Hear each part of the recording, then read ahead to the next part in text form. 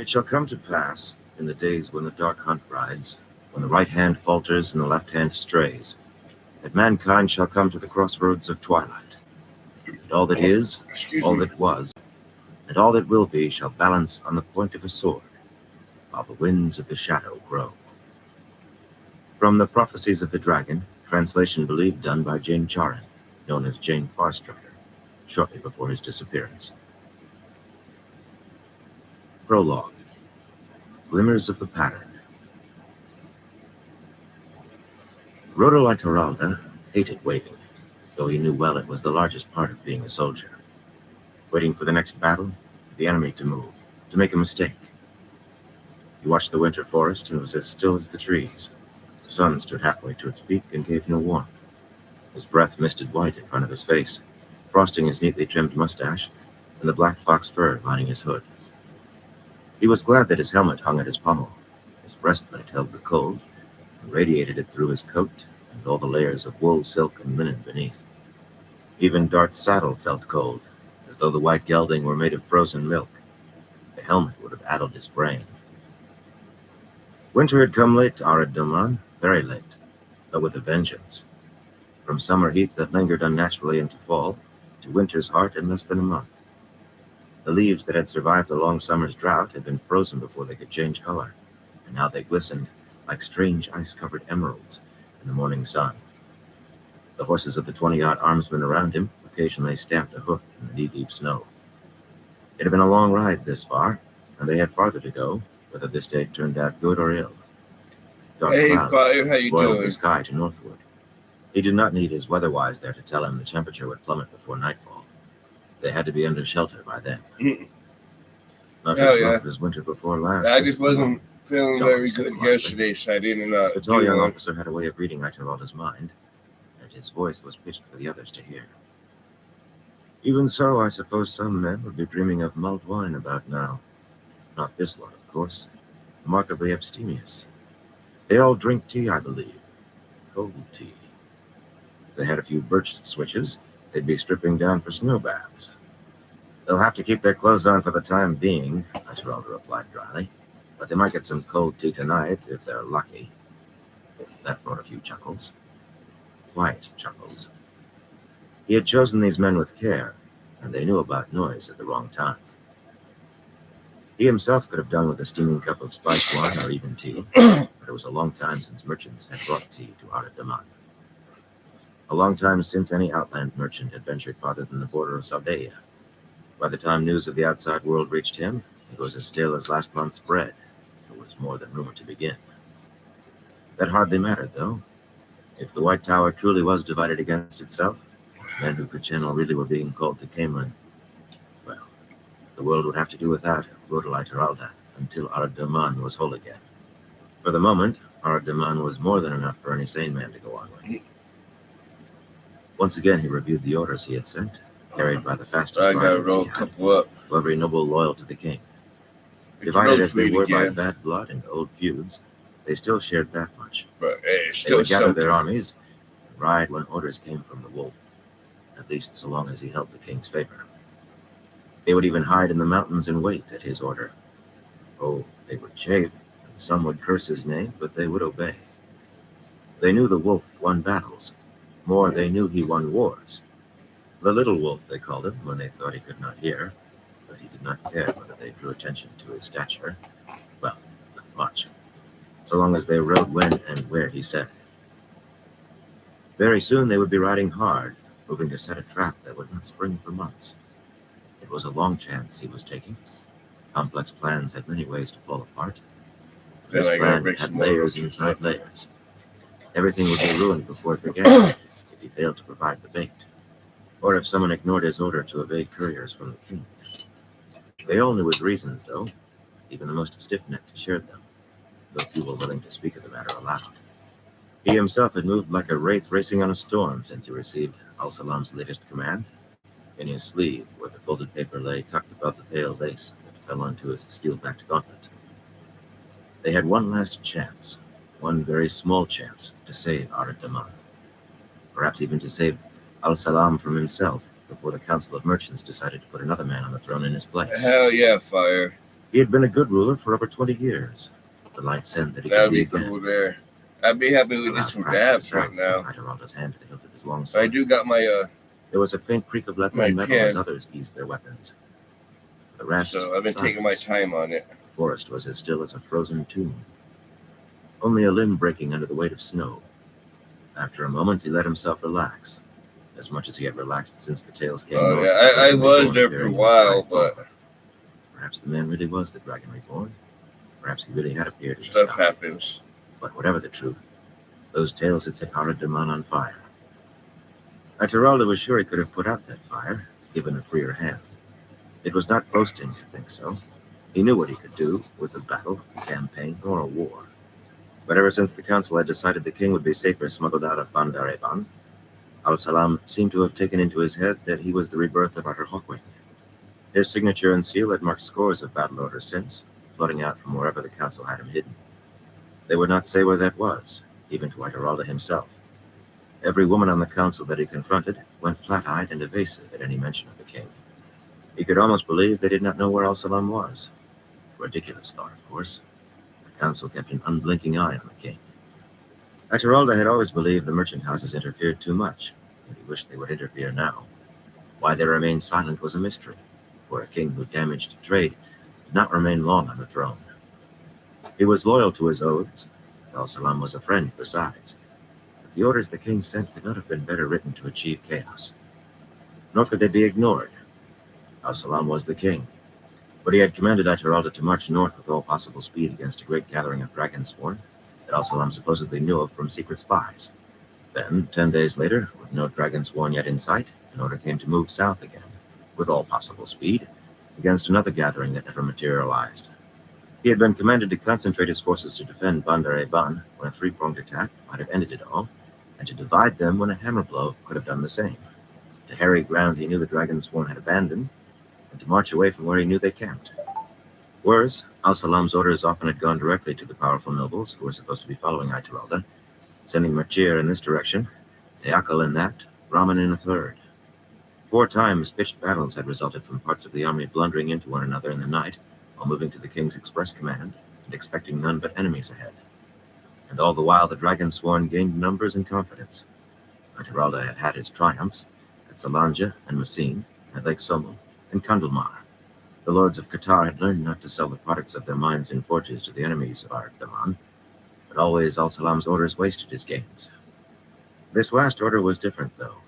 For one thing, the Grey Man had killed Lady Tuva trying to stop it from reaching him. Why the Shadow might fear this order more than any other was a mystery, yet it was all the more reason to move swiftly, before Al-Salam reached him with another. This order opened many possibilities, and he had considered every last one he could see. But the good ones all started here, today. When small chances of success were all that remained, you had to seize them. A snow jay's strident cry rang out in the distance, then a second time, a third. Cupping his hands around his mouth, Ituralda repeated the 3 harsh calls. Moments later, a shaggy, pale, dapple gelding appeared out of the trees, his rider in a white cloak streaked with black. Man and horse alike would have been hard to see in the snowy forest had they been standing still. The rider pulled up beside Ituralda. A stocky man, he wore a single sword with a short blade, and there were a cased bow and a quiver fastened to his saddle. "Looks like they all came, my lord," he said in his permanently hoarse voice, pushing his cowl back from his head. Someone had tried to hang Don Joe when he was young, though the reason was lost in the years. What remained of his short-cropped hair was iron gray. The dark leather patch covering the socket of his right eye was a remnant of another youthful spray. One eye or two, though, he was the best scout Ituralda had ever known. "Most, anyways," he went on. "They put 2 rings of sentries around the lodge, one inside the other. You can see them a mile off, but nobody will get close without them at the lodge hearing of it in time to get away. By the tracks, they didn't bring no more men than you said they could. Not enough to count. Of course," he added wryly, "that still leaves you outnumbered a fair bit." Ituralda nodded. He had offered the white ribbon, and the men he was to meet had accepted. 3 days when men pledged under the light by their souls in hope of salvation, not to draw a weapon against another or shed blood. The white ribbon had not been tested in this war, however. These days, some men had strange ideas of where salvation lay. Those who called themselves Dragonsworn, for instance. He had always been called a gambler, though he was not. The trick was in knowing what risks you could take, and sometimes in knowing which ones you had to take.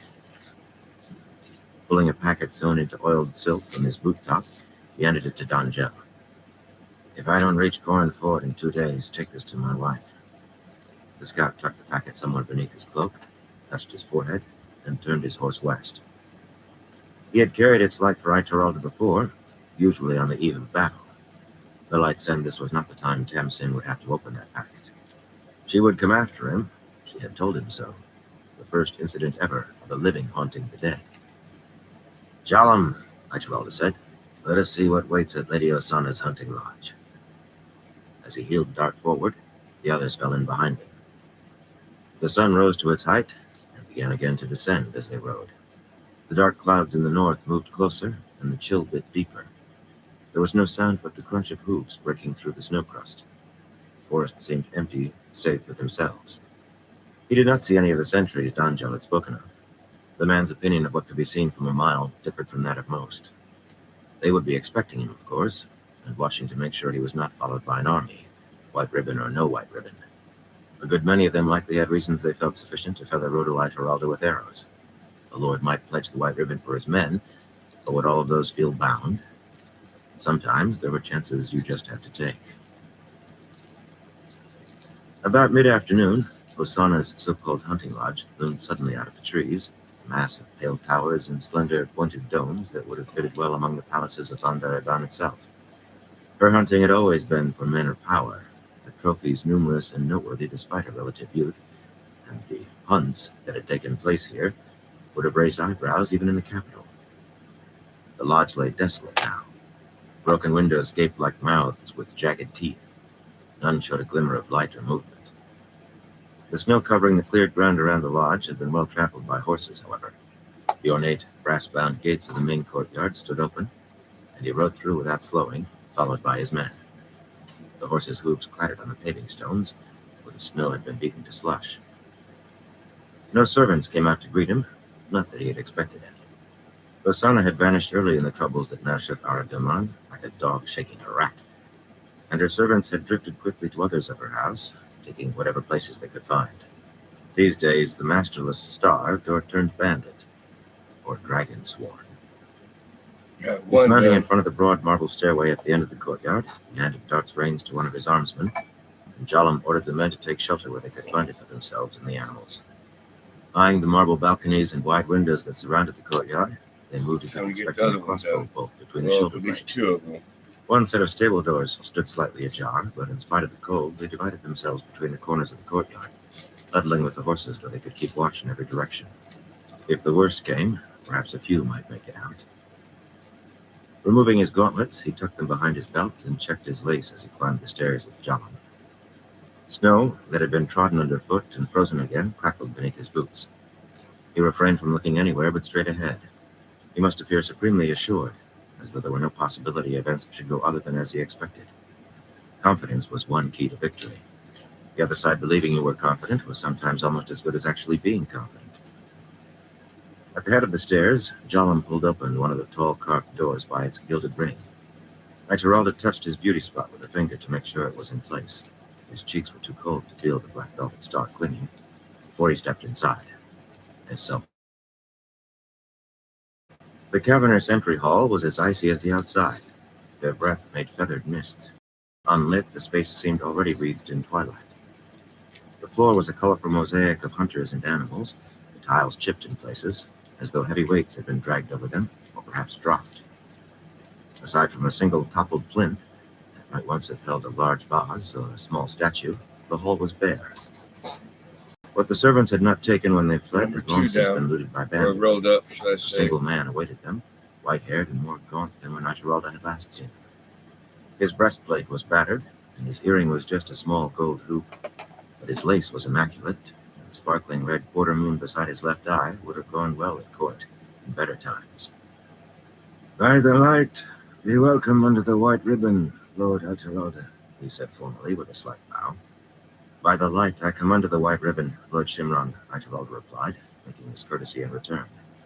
Shimron had been one of Al-Salam's most trusted advisors, until he joined the Dragon Sworn at least. Now he stood high in their councils. My armsman is Jolam Nishor, honor-bound to House Ituralda, as are all who came with me. There had been no House Ituralda before Rodel, but Shimron answered Jolam's bow, hand to heart. Honor be to honor. Will you accompany me, Lord Ituralda? He said as he straightened. The great doors to the ballroom were gone from their hinges, though Ituralda could hardly imagine bandits looting those. They left a tall, pointed arch, wide enough for 10 men to pass. Within the windowless oval room, 100 lanterns of every size and sort beaded shadows, where the light barely reached the domed ceiling. Separated by a wide expanse of floor, 2 groups of men stood against the painted walls, and if the white ribbon had induced them to leave off helmets, all 200 or more were armored otherwise, and certainly no one had put aside his swords. To one side were a few Damani lords as powerful as Shimron, Rajabi, Wakeda, Anker, each surrounded by his cluster of lesser lords and sworn commoners, and smaller clusters, of few as 2 or 3, many containing no nobles at all. The Dragon Sworn had councils, but no one commander. Still, each of those men was a leader in his own right, some counting their followers in scores, a few in thousands. None appeared happy to be where he was, and 1 or 2 shot glares across the floor to where 50 or 60 Tarabanners stood, in one solid mass, and scowled back. Dragon Sworn they might all be, yet there was little love lost between Damani and Tarabanners. Ituralda almost smiled at the sight of the Outlanders, though. He had not dared to count on half so many appearing today. Lord Rodel Ituralda comes under the white ribbon, Shimron's voice rang through the lantern shadows. Let whoever may think of violence search his heart and consider his soul. And that was the end of formality. Why does Lord Ituralda offer the white ribbon? Wakeda demanded, one hand gripping the hilt of his longsword, the other in a fist at his side. He was not a tall man, though taller than Ituralda, but as haughty as if he held the throne himself. Women had called him beautiful once. Now a slanting black scarf covered the socket of his missing right eye, and his beauty spot was a black arrowhead pointing at the thick scar running from his cheek up onto his forehead. Does he intend to join us, or ask us to surrender? All know the wolf is bold as well as devious. Is he that bold? A rumble rose among the men on his side of the room, part mirth, part anger. Ituralda clasped his hands behind his back to keep from fingering the ruby in his left ear. That was widely known as a sign that he was angry, and sometimes he did it on purpose. But he needed to present a calm face now, even while the man spoke past his ear. No, calm. Duels were entered into in anger, but he was here to fight a duel, and that required calm. Words could be deadlier weapons than swords. Every man here knows we have another enemy to the south, he said in a steady voice. The Shanshan have swallowed Taraban. He ran his gaze over the Tarabanners and met flat stares. He never had been able to read Tarabanners' faces. Between those preposterous mustaches, like hairy tusks, worse than a Saldaeans, and those ridiculous veils, they might as well wear masks. The poor light from the lanterns did not help. But he had seen them veiled in mail, and he needed them. They have flooded onto Almouth Plain and moved ever north. Their intent is clear. They mean to have Arad Daman, too. They mean to have the whole world, I fear. Does Lord Ituralda want to know who we will support if these Shanshan invade us? Wakeda demanded. I have true faith you will fight for Arad Daman, Lord Wakeda, Ituralda said mildly. Wakeda went purple at having the direct insult flung in his teeth, and both men's hands went to hilts. Refugees have brought word that there are Aiel on the plain now, Shimron put in quickly, as though he feared Wakeda might break the white ribbon. None of Wakeda's oathmen would draw steel unless he did, or commanded them to. They fight for the Dragon Reborn, so say the reports. He must have sent them, perhaps as an aid to us. No one has ever defeated an Aiel army, not even Otter Hawkwing. You recall the Blood Snow, Lord Ituralda, when we were younger? I believe you agree with me that we did not defeat them there, whatever the histories may say. And I cannot believe the Shanshan have the numbers we did then. I myself have heard of Shonchan moving south, away from the border. No, I suspect the next we hear will be of them retreating from the plain, not advancing on us. He was not a bad commander in the field, but he had always been pedantic. Esmeralda smiled. Word came more swiftly from the south than from anywhere else, but he had been afraid he would have to bring up the Aiel. They might have thought he was trying to trick them. He could hardly believe it himself. Aiel on Almuth Plain. He did not point out that Aiel sent to help the Dragon Sworn were more likely to have appeared in Arad Daman itself. I have questioned refugees too, and they speak of Aiel raids, not armies. Whatever the Aiel are doing on the plain may have slowed the Shonchan, but it hasn't turned them back. Their flying beasts have begun scouting on our side of the border. That does not smack of retreat. Producing the paper from his sleeve with a flourish, he held it up so all could see the sword in hand impressed in green and blue wax.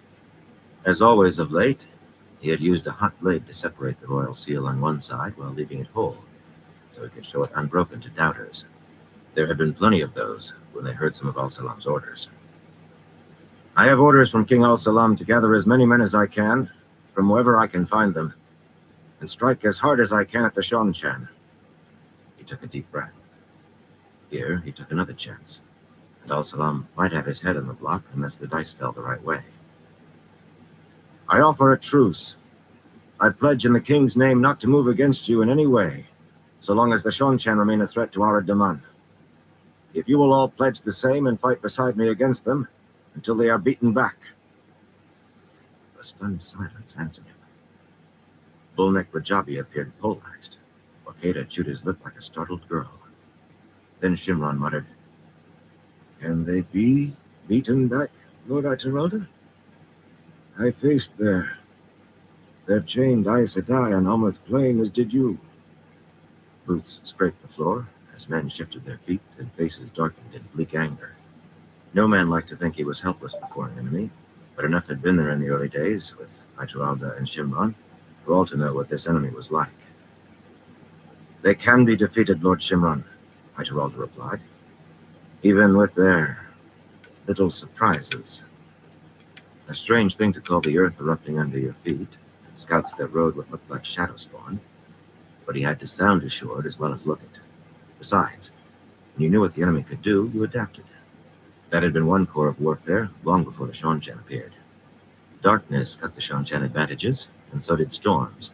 The weatherwise could always tell you when a storm was coming. A wise man stops chewing when he reaches bone, he continued, but so far the Shonchan have had their meat sliced thin before they reached for it. I intend to give them a tough shank to gnaw. More, I have a plan to make them snap so fast they'll break their teeth on bone before they have a mouthful of meat. Now, I have pledged. Will you? It was hard not to hold his breath. Each man seemed to be looking inward. He could all but see them mulling it over. The wolf had a plan. The Shonchan had chained Aes Sedai and flying beasts, and the light alone knew what else. But the wolf had a plan. The Shonchan, the wolf. If any man can defeat them, Shimron said finally, you can, Lord Aiteralda. I will so pledge. I do so pledge, Rajabi shouted. We'll chase them back across the ocean where they came from. He had a bull's temperament as well as its neck. Surprisingly, Wakeda thundered his agreement with equal enthusiasm. Then a storm of voices broke, calling that they would match the king's pledge, that they would smash the Shonchan, even some that they would follow the wolf into the pit of doom. All very gratifying, but not all Aiteralda had come for. If you ask us to fight for Arad Daman, one voice chattered above the rest, then ask us.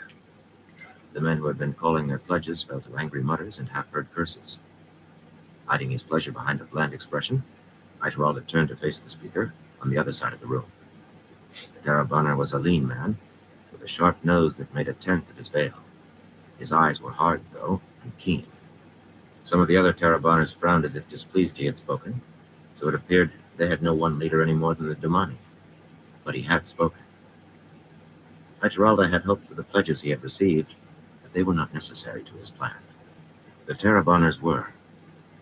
At least, they would make it 100 times more likely to work. He addressed the man courteously with a bow. I offer you the chance to fight for Terabon, my good lord. The Aiel are making some confusion on the plain. The refugees speak of it.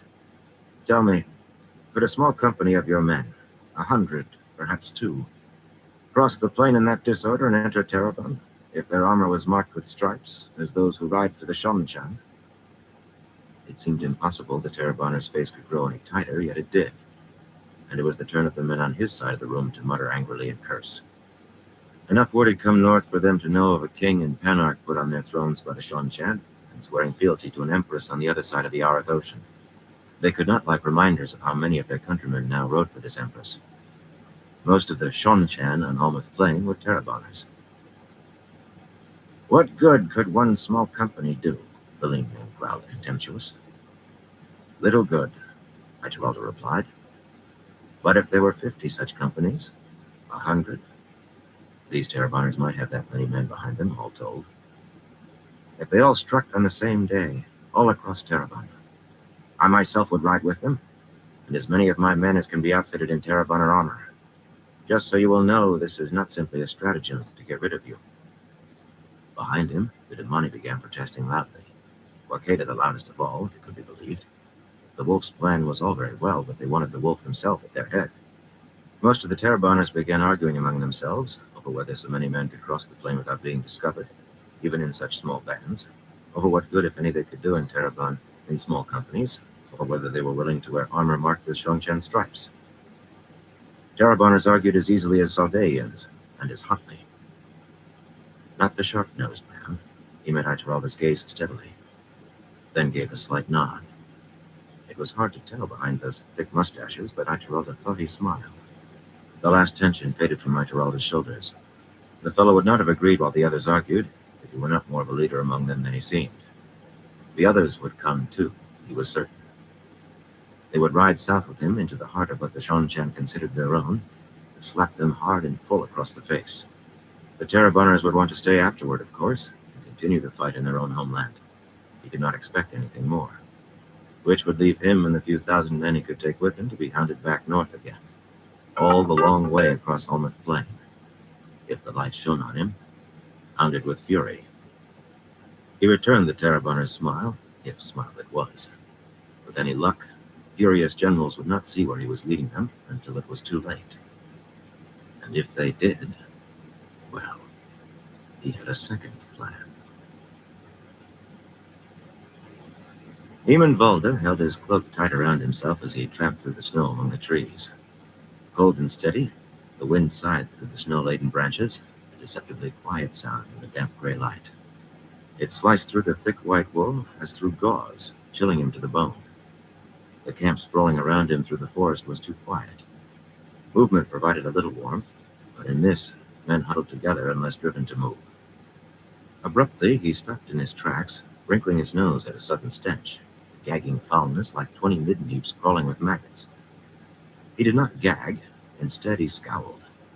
The camp lacked the precision he preferred. The tents were clustered haphazardly, wherever the limbs overhead grew thickest, the horses tethered close by, rather than properly picketed. It was the sort of slackness that led to filth. Unwatched, the men would bury horse dung under a few shovels of dirt to be done with it quicker, and dig latrines where they would not have to walk far in the cold. One on my tablet. Any officer of his who allowed that would one. cease to be an officer and learn firsthand how to use a shovel. He was scanning the camp for the source of the smell when suddenly there was no smell. The wind did not change. The stink just vanished. He was startled for only a moment. Walking on, he scowled all the harder. The stench had come from somewhere. He would find whoever thought discipline had slackened and make examples of them. Discipline had to be tight now, tighter than ever. At the edge of a broad clearing, he paused again. The snow in the clearing was smooth and unmarked, despite the camp hidden all around it. Staying back among the trees, he scanned the sky. Scudding gray clouds hid the noonday sun.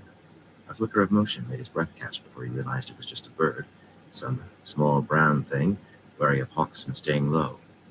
He barked a laugh that was more than touched with bitterness.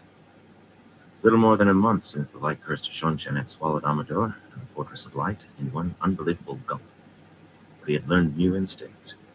Wise men learned, while fools... Alron had been a fool, puffed up with old tales of glory, frightened by age and new hope of winning real power to go with his crown. He refused to see the reality in front of his eyes. Alron's disaster had been the result. Balda had heard it named the Battle of Jeremel, but only by some of the bare handful of Amadisian nobles who escaped, dazed as poleaxed steers, yet still trying mechanically to put the best face on events. He wondered what Alron had called it when the Shonchan's tame witches began tearing his orderly ranks to bloody rags. He could still see that in his head, the earth turning to fountains of fire. He saw it in his dreams. Well, Alron was dead, cut down trying to flee the field, and his head displayed on a Tarabana's lance.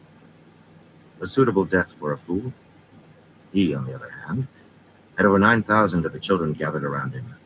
A man who saw clearly could make much out of that in times like these. On the far side of the clearing, just inside the tree line, was a rude house that had once belonged to a charcoal burner, a single room with winter-brown weeds thick in the gaps between the stones. By all appearances, the man had abandoned the place some time ago. Parts of the thatch roof sagged dangerously, and whatever had once filled the narrow windows was long since gone, replaced now by dark blankets.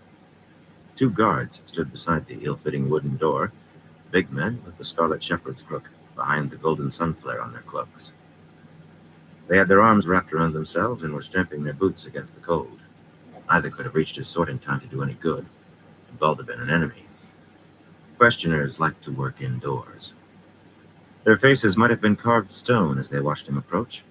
Neither offered more than a half-hearted salute, not for a man without the shepherd's crook, even if he was Lord Captain Commander of the Children. One opened his mouth as if to question Balder's purpose, but Balder walked by them and pushed open the rough door. At least they did not try to stop him. He would have killed them both if they had. Well, in the game, he kind of At his entrance, going in a circle. Asanoa looked up from the crooked table where he was perusing a small book, one bony hand cupped around a steaming pewter cup that gave off the odor of spices. His ladder-back chair, the only other piece of furniture in the room, appeared rickety, but someone had strengthened it with rawhide lashings. Balda tightened his mouth to stop a sneer. The High Inquisitor of the Hand of the Light demanded a real roof, not a tent, even if it was thatched sorely in need of patching, and mulled wine when no one else had tasted wine of any sort in a week. A small fire burned on the stone hearth, too, giving a meager warmth. Even cook fires had been banned since before the disaster, to prevent smoke giving them away. Still, although most children despised the questioners, they held Asanoa in a strange esteem, as if his gray hair and gaunt martyr's face graced him with all the ideals of the children of the light. That had been a surprise when Balder first learned of it. He was unsure whether Asanoa himself knew. In any case, there were enough questioners to make trouble. Nothing he could not handle, but it was best to avoid that sort of trouble. For now. "It is almost time," he said, shutting the door behind him. "Are you ready?" Asanoa made no move to rise or reach for the white cloak folded across the table beside him. There was no sun flare on that, just the scarlet crook. Instead, he folded his hands over the book, hiding the pages. Balder thought it was Mantalar's The Way of the Light. Odd reading for the High Inquisitor, more suited to new recruits. Those who could not read when they swore were taught so they could study Mantalar's words. "I have reports of an Andoran army in Normandy, my son," Asanoa said. "Deep in Normandy, perhaps." "Normandy is a long way from here," Balder said, as though he did not recognize an old argument starting anew, an argument that Asanoa often seemed to forget he had already lost. But what were Andorans doing in Normandy? If the reports were true. So many were travelers' fantasies wrapped in lies. Andor, the very name rankled in Balder's memory. Morghese was dead, or else a servant to some Shonchan. They had little respect for titles other than their own. Dead or a servant, she was lost to him, and more important by far, his plans for Andor were lost. Galadrid had gone from a useful lover to just another young officer, and one who was too popular with the common soldiers. Good officers were never popular, but Balder was a pragmatic man. The past was the past. New plans had replaced Andor. "Not so far if we move east across Altar, my son. Across the north of Altar. The Shonchan There you cannot go, have guy moved got an far auto from battle Everdark." now. Spreading his hands to catch the hearth fire's small warmth, Balder sighed. It spread like a plague in Terravon, and here in Amadisia. Why did the men think Altara was different? Are you forgetting the witches in Altara? With an army of their own, need I remind you? Unless they're into Murandy by now. Those reports he believed, of the witches on the move.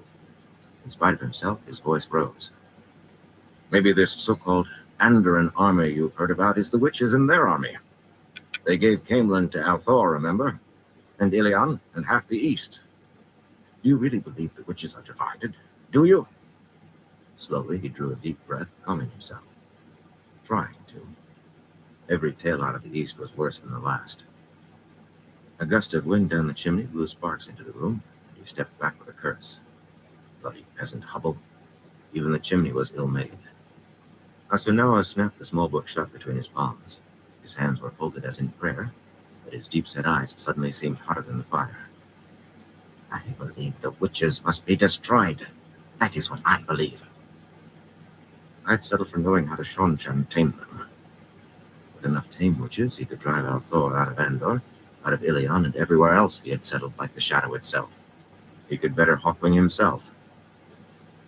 They must be destroyed, Asunawa asserted stubbornly. And us with them, Balder demanded. He knocked on the door, and at Asunawa's curt summons, one of the guards from outside appeared in the doorway, standing rigidly erect, arms snapping across his chest in a crisp salute. My Lord High Inquisitor, he said respectfully, the Council of the Anointed is here. Balder waited. Would the old fool continue to be stubborn with all 10 surviving lords captain outside, mounted and ready to ride? What was done was done. What had to be done. If it brings down the White Tower, Asunawa said finally, I can be content. For now. I will come to this meeting. Balder smiled thinly. Then I am content.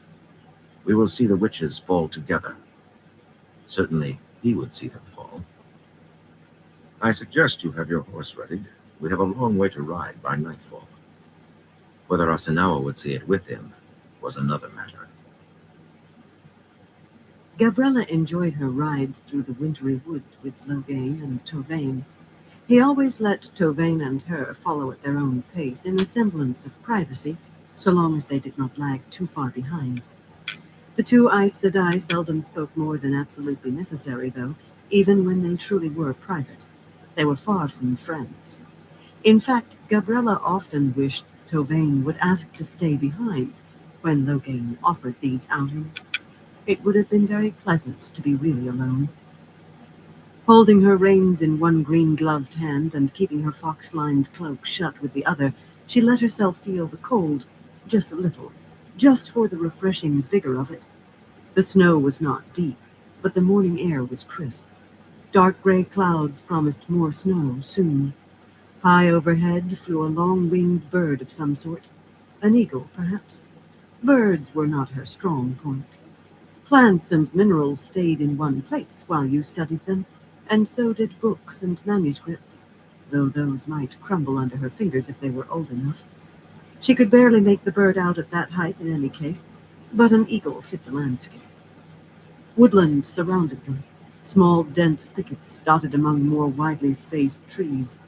Great oaks and towering pines and firs had killed off most of the undergrowth, though here and there the thick brown remains of a hardy vine, waiting for a still distant spring, clung to a boulder or a low gray ledge of stone.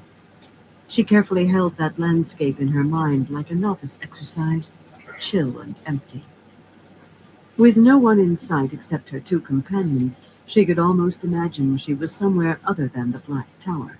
That horrid name came all too easily to mind now. A thing as real as the White Tower, and no longer so called for anyone who laid eyes on the great stone barracks buildings that held hundreds of men in training, and the village that had grown up around them. She had lived in that village for nearly 2 weeks, and there were parts of the Black Tower she still had not seen. Its grounds covered miles, surrounded by the beginnings of a wall of black stone. Still, she could almost forget, here in the woods. Almost. Except for the bundle of sensation and emotion, the essence of Loghain Ablar that always rode in the back of her mind, a constant feel of controlled wariness, of muscles always on the edge of tensing. A hunting wolf might feel that way, or perhaps a lion. The man's head moved constantly. Even here, he watched his surroundings as though expecting attack. She had never had a warder. They were needless flamboyants for Browns. A hired servant could do all she needed, and it felt peculiar to be not only part of a bond, but at the wrong end of it, so to speak. Worse than simply the wrong end. This bond required her to obey, and she was hedged about with prohibitions. So it was not the same as a warder bond, really. Sisters did not force their warders to obedience. Well, not very often. And sisters had not bonded men against their will for centuries. Still, it did provide a fascinating study. She had worked at interpreting what she sensed. At times, she could almost read his mind.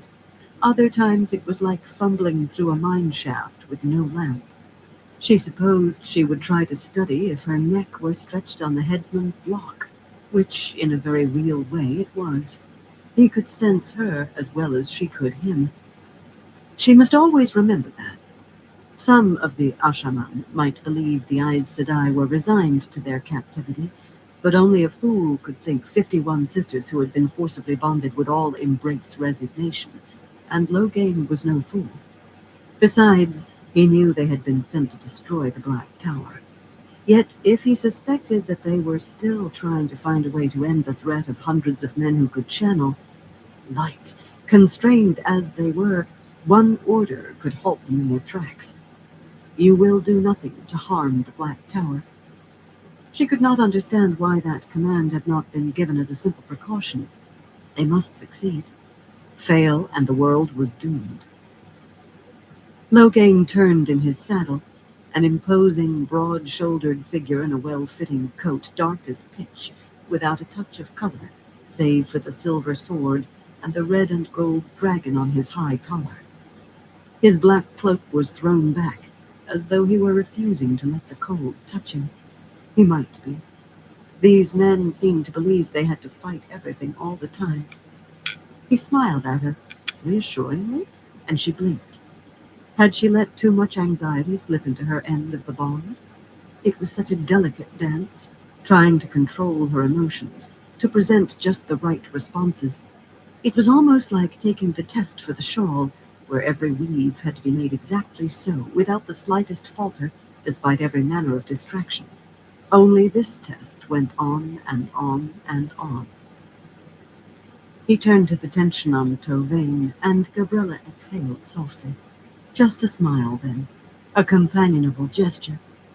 He was often congenial. He might have been likable, if he were anything but what he was. Tovann beamed back at him, and Gabriella had to stop herself from shaking her head in wonderment, not for the first time.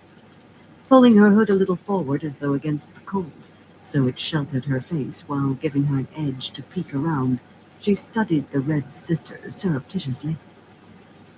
Everything she knew of the other woman said she buried her hates in shallow graves, if at all, and Tovann loathed men who could channel as deeply as any Red Gabriella had ever met. Any Red must despise Logain Abmar, after the claims he had made that the Red Aja itself had set him up to become a false dragon. He might be holding his silence now, but the damage was done. There were sisters captive with them who looked at Reds as though thinking they, at least, were caught in a trap of their making. Yet Tovann all but simpered at him. Gabriella bit her underlip in perplexed thought.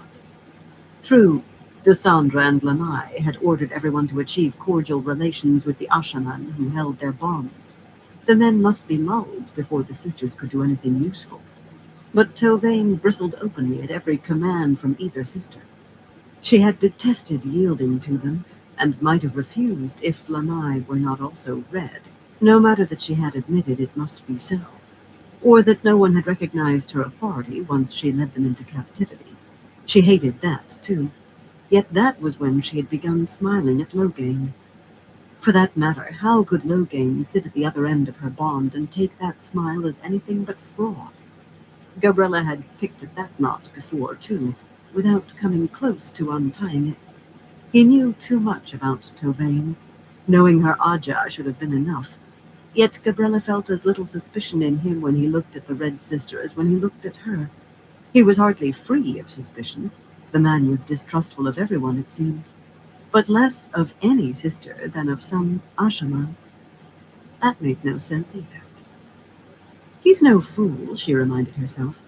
So why? And why for Tovann as well? What is she scheming at?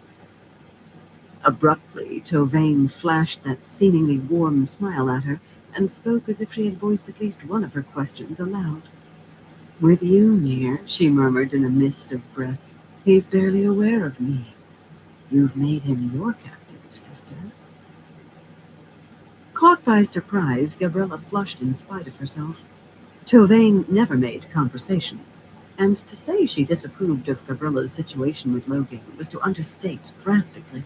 Seducing him had seemed such an obvious way to get close enough to learn his plans, his weaknesses. After all, even if he was an Ashaman, she had been Aes Sedai long before he was born, and she was hardly a total innocent when it came to men. He had been so surprised when he realized what she was doing that she almost thought of him as the innocent. More fool she. Playing the Damani turned out to hide many surprises and a few pitfalls. Worst of all, a trap she could never reveal to anyone. Something she very much feared that Tovann knew, at Cheers, least in everyone. part. But then any sister who had followed her lead must know too, and she thought several had. None had spoken of the problem, and none was likely to, of course. Logain could mask the bond, in a crude way she believed would still allow her to find him, however well I it guess fit there's his number one emotions. down. But sometimes when they shared a pillow, you let the masking slip. To say the least, the results were devastating. There was no calm restraint then, no cool study, not much of reason at all. Hurriedly, she summoned the image of the snowy landscape again and fixed it in her mind. Trees and boulders and smooth white snow. Smooth, cold snow.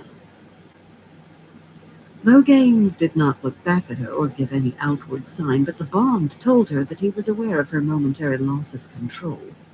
The man brimmed with smugness and satisfaction. It was all she could do not to seethe. But he would expect her to seethe, burn him.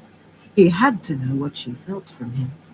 Letting her anger rise, though, only filled the fellow with amusement, and he was not even attempting to hide it. Tovann was wearing a small, satisfied smile, Gabriella noticed, but she had only a moment to wonder why. They had had the morning to themselves, but now another rider appeared through the trees, a cloakless man in black who angled his horse in their direction when he saw them and dug his boot heels into his animal's flanks for speed, despite the snow. Logain reined in to wait, the image of calm, and Gabriella stiffened as she halted her Like that. mount Just a beside him. sec. I gotta. The feelings carried by the bond had shifted. Now they were the tension of a wolf waiting to spring. She expected Get to your see his safe spot. gauntleted hands on his sword hilt, rather than resting at ease on the tall pommel of his saddle. The newcomer was almost as tall as Logain, with waves of golden hair to his wide shoulders, and a winning smile. She suspected he knew it was a winning smile. He was too pretty not to know, much more beautiful than Logain. Life's forges had hardened Logain's face and left edges. This young man was smooth yet. Still, the sword and the dragon decorated his coat collar. He studied the two sisters with bright blue eyes. "Are you betting both of them, Logain?" he said in a deep voice. "The plump one looks cold-eyed to me, but the other appears warm enough." Tovann hissed angrily, and Gabriella's jaw clenched. She had made no real secret of what she did.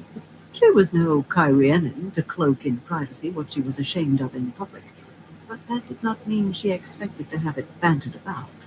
Worse, the man spoke as though they were tavern light skirts. "Don't ever let me hear that again, Mishraila," Logain said quietly, and she realized the bond had changed again.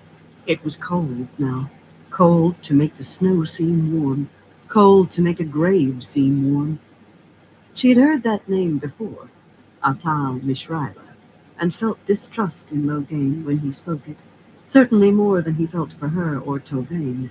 But this was the field of killing. It was almost laughable. The man held her prisoner, yet he was ready to do violence to defend her reputation. Part of her did want to laugh, but she tucked the information away. Any scrap might be useful. The younger fellow gave no sign of hearing a threat. His smile never faltered. The Mahale says you can go if you want. Can't see why you'd want to take on recruiting. Someone has to, Logain replied in a level tone. Gabriella exchanged puzzled glances with Tovann. Why would Logain want to go recruiting? They had seen parties of Ashaman return from that, and they were always tired from traveling long distances, and usually dirty and snappish besides. Men beating the drum for the Dragon Reborn did not always get the warmest welcome, it seemed, even before anyone learned what they were really after. And why was she and Tovann just hearing of it? She would have sworn he told her everything when they were lying together. Vishryla shrugged. Plenty of dedicated and soldiers to do that sort of work. Of course, I suppose it bores you looking after training all the time, teaching fools to sneak around in the woods and climb cliffs as if they couldn't channel a whisker. Even a fly-speck village might look better. His smile slid into a smirk, disdainful and not at all winning. Maybe if you ask the Mahale, he'll let you join his classes at the palace. You wouldn't be bored then. Logain's face never changed, but Gabriella felt one sharp bolt of fury through the bond. She'd overheard tidbits about Mazrim Taim and his private classes, but all any of the sisters really knew was that Logain and his cronies did not trust Taim or any who attended his lessons, and Taim appeared not to trust Logain. Unfortunately, what the sisters could learn of the classes was limited. No one was bonded to a man of Taim's faction. Some thought the mistrust was because both men had claimed to be the Dragon Reborn, or even a sign of the madness that channeling brought to men. She had not detected any evidence of insanity in Logain, and she watched for it as hard as she watched for signs he was about to channel. If she were still bound to him when he went mad, it might seize her mind too. Whatever caused a crack in the Ashaman's ranks must be exploited, though. Vishryla's smile faded as Logain nearly looked at him. Enjoy your fly specks, he said finally, pulling his horse around. A thud of his heel made the animal spring away as he called over his shoulder, Glory waits for some of us, Logain. He may not enjoy his dragon long, Logain murmured, watching the other man gallop off. He's too free with his tongue. She did not think he meant the comment about her and Tovann, but what else could he mean? And why was he suddenly worried? Hiding it very well, especially considering the bond. But still, he was worried. Liked. Sometimes it seemed that knowing what was in a man's head made the confusion worse. Abruptly, he turned his gaze on her and Tovann, studying. A new thread of concern slipped through the bond. About them? Or an odd thought. For them? I fear we must cut short our ride, he said after a moment. I have preparations to make. He did not break into a gallop, but he still set a quicker pace back toward the village of the men in training than he had coming out. He was concentrating on something now, thinking hard, Gabriella suspected. The bond practically hummed with it. He must have been riding by instinct. Before they had gone very far, Tovann moved her horse close to Gabriella's. Leaning in her saddle, she tried to fix Gabriella with an intent stare, while darting quick glances at Logain as if afraid he might look back and see them talking. She never seemed to pay attention to what the bond told her. The divided effort made her bob about like a puppet, in danger of falling. We must go with him, the Red whispered. Whatever it takes, we must see to it. Gabriella raised her eyebrows, and Tovann had the grace to color, but she lost nothing of her insistence. We cannot afford to be left behind, she breathed hurriedly. The man didn't abandon his ambitions when he came here.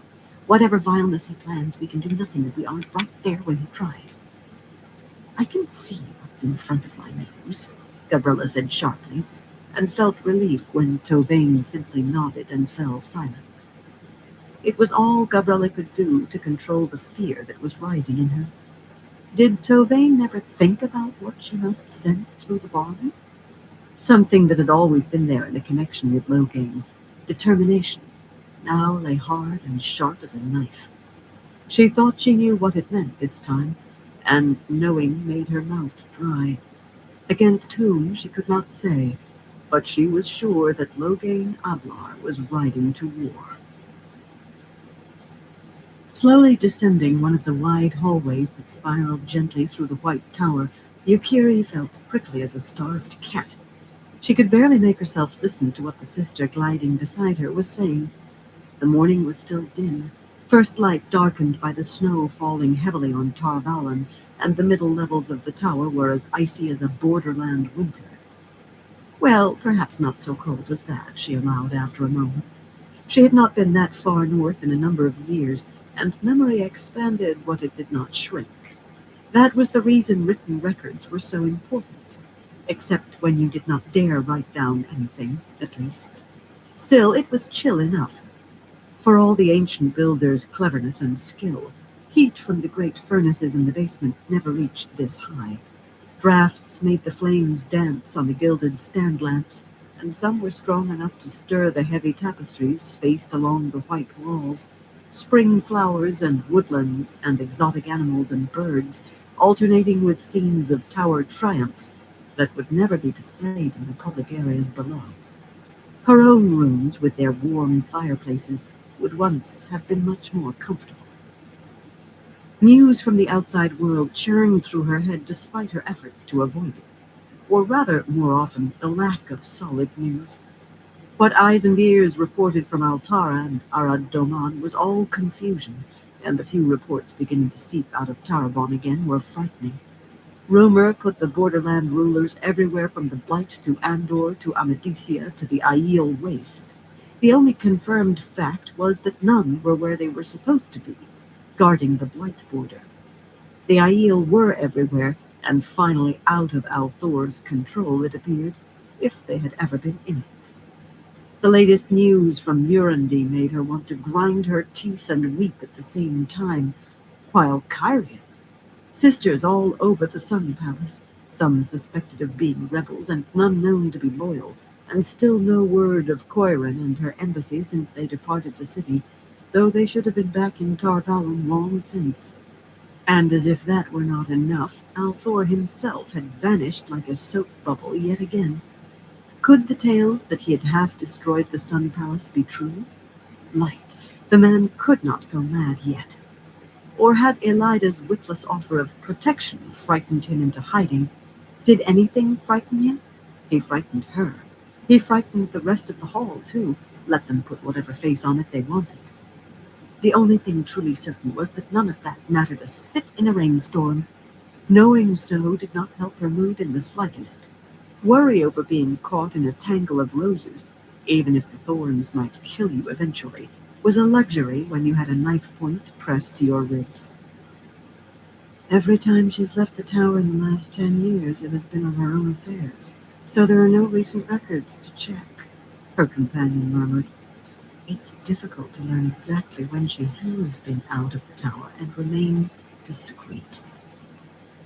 Her dark golden hair held back by ivory combs, Maidani was tall and slender enough to look overbalanced by her bosom, an effect emphasized by both the fit of her dark silver-embroidered bodice and the way she walked in a stoop to put her mouth more on the level of Yukiri's ear.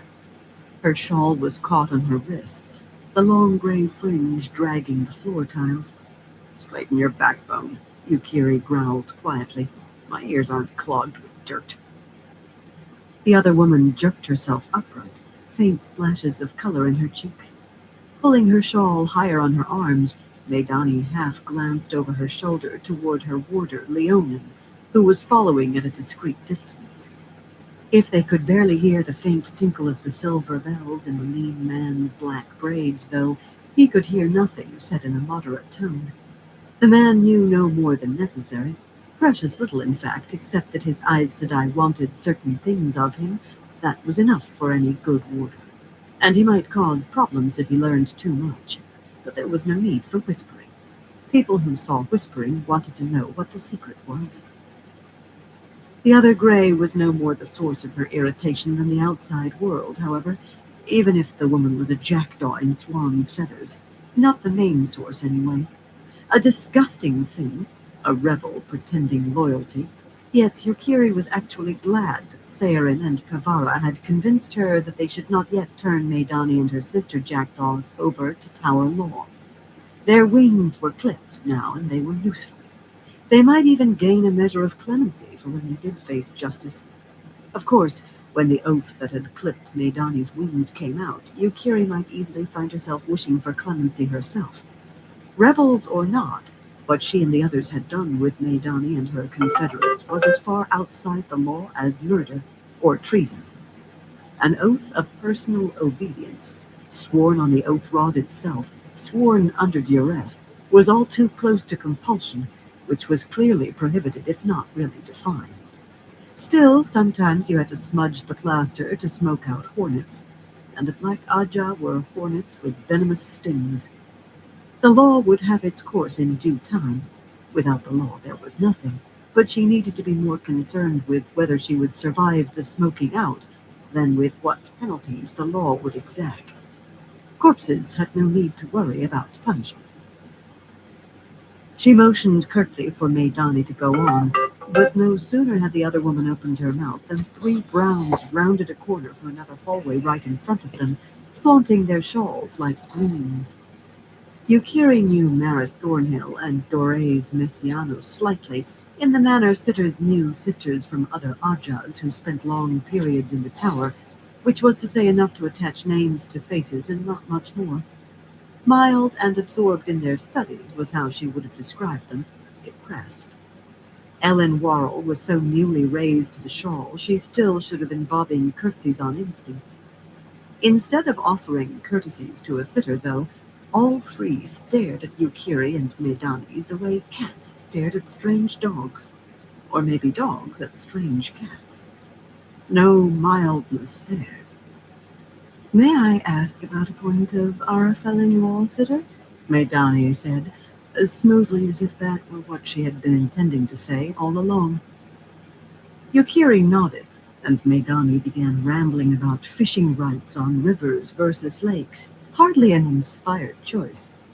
A magistrate might ask an Aes Sedai to listen to a case of fishing rights, but only to bolster her own opinion if powerful people were involved and she was worried about an appeal to the throne. A single warder trailed the Browns. Yukiri could not recall whether he belonged to Maris or Dorays.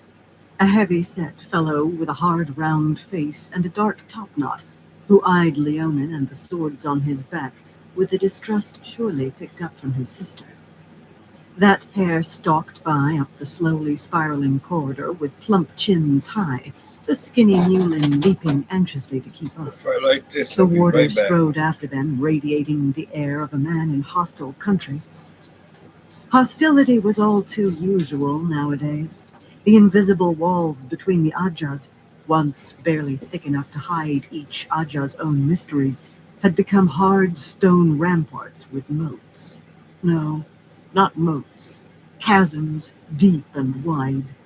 Sisters never left their own Aja's quarters alone, often took their warders even to the library and the dining rooms, and always wore their shawls, as though someone might mistake their Aja otherwise.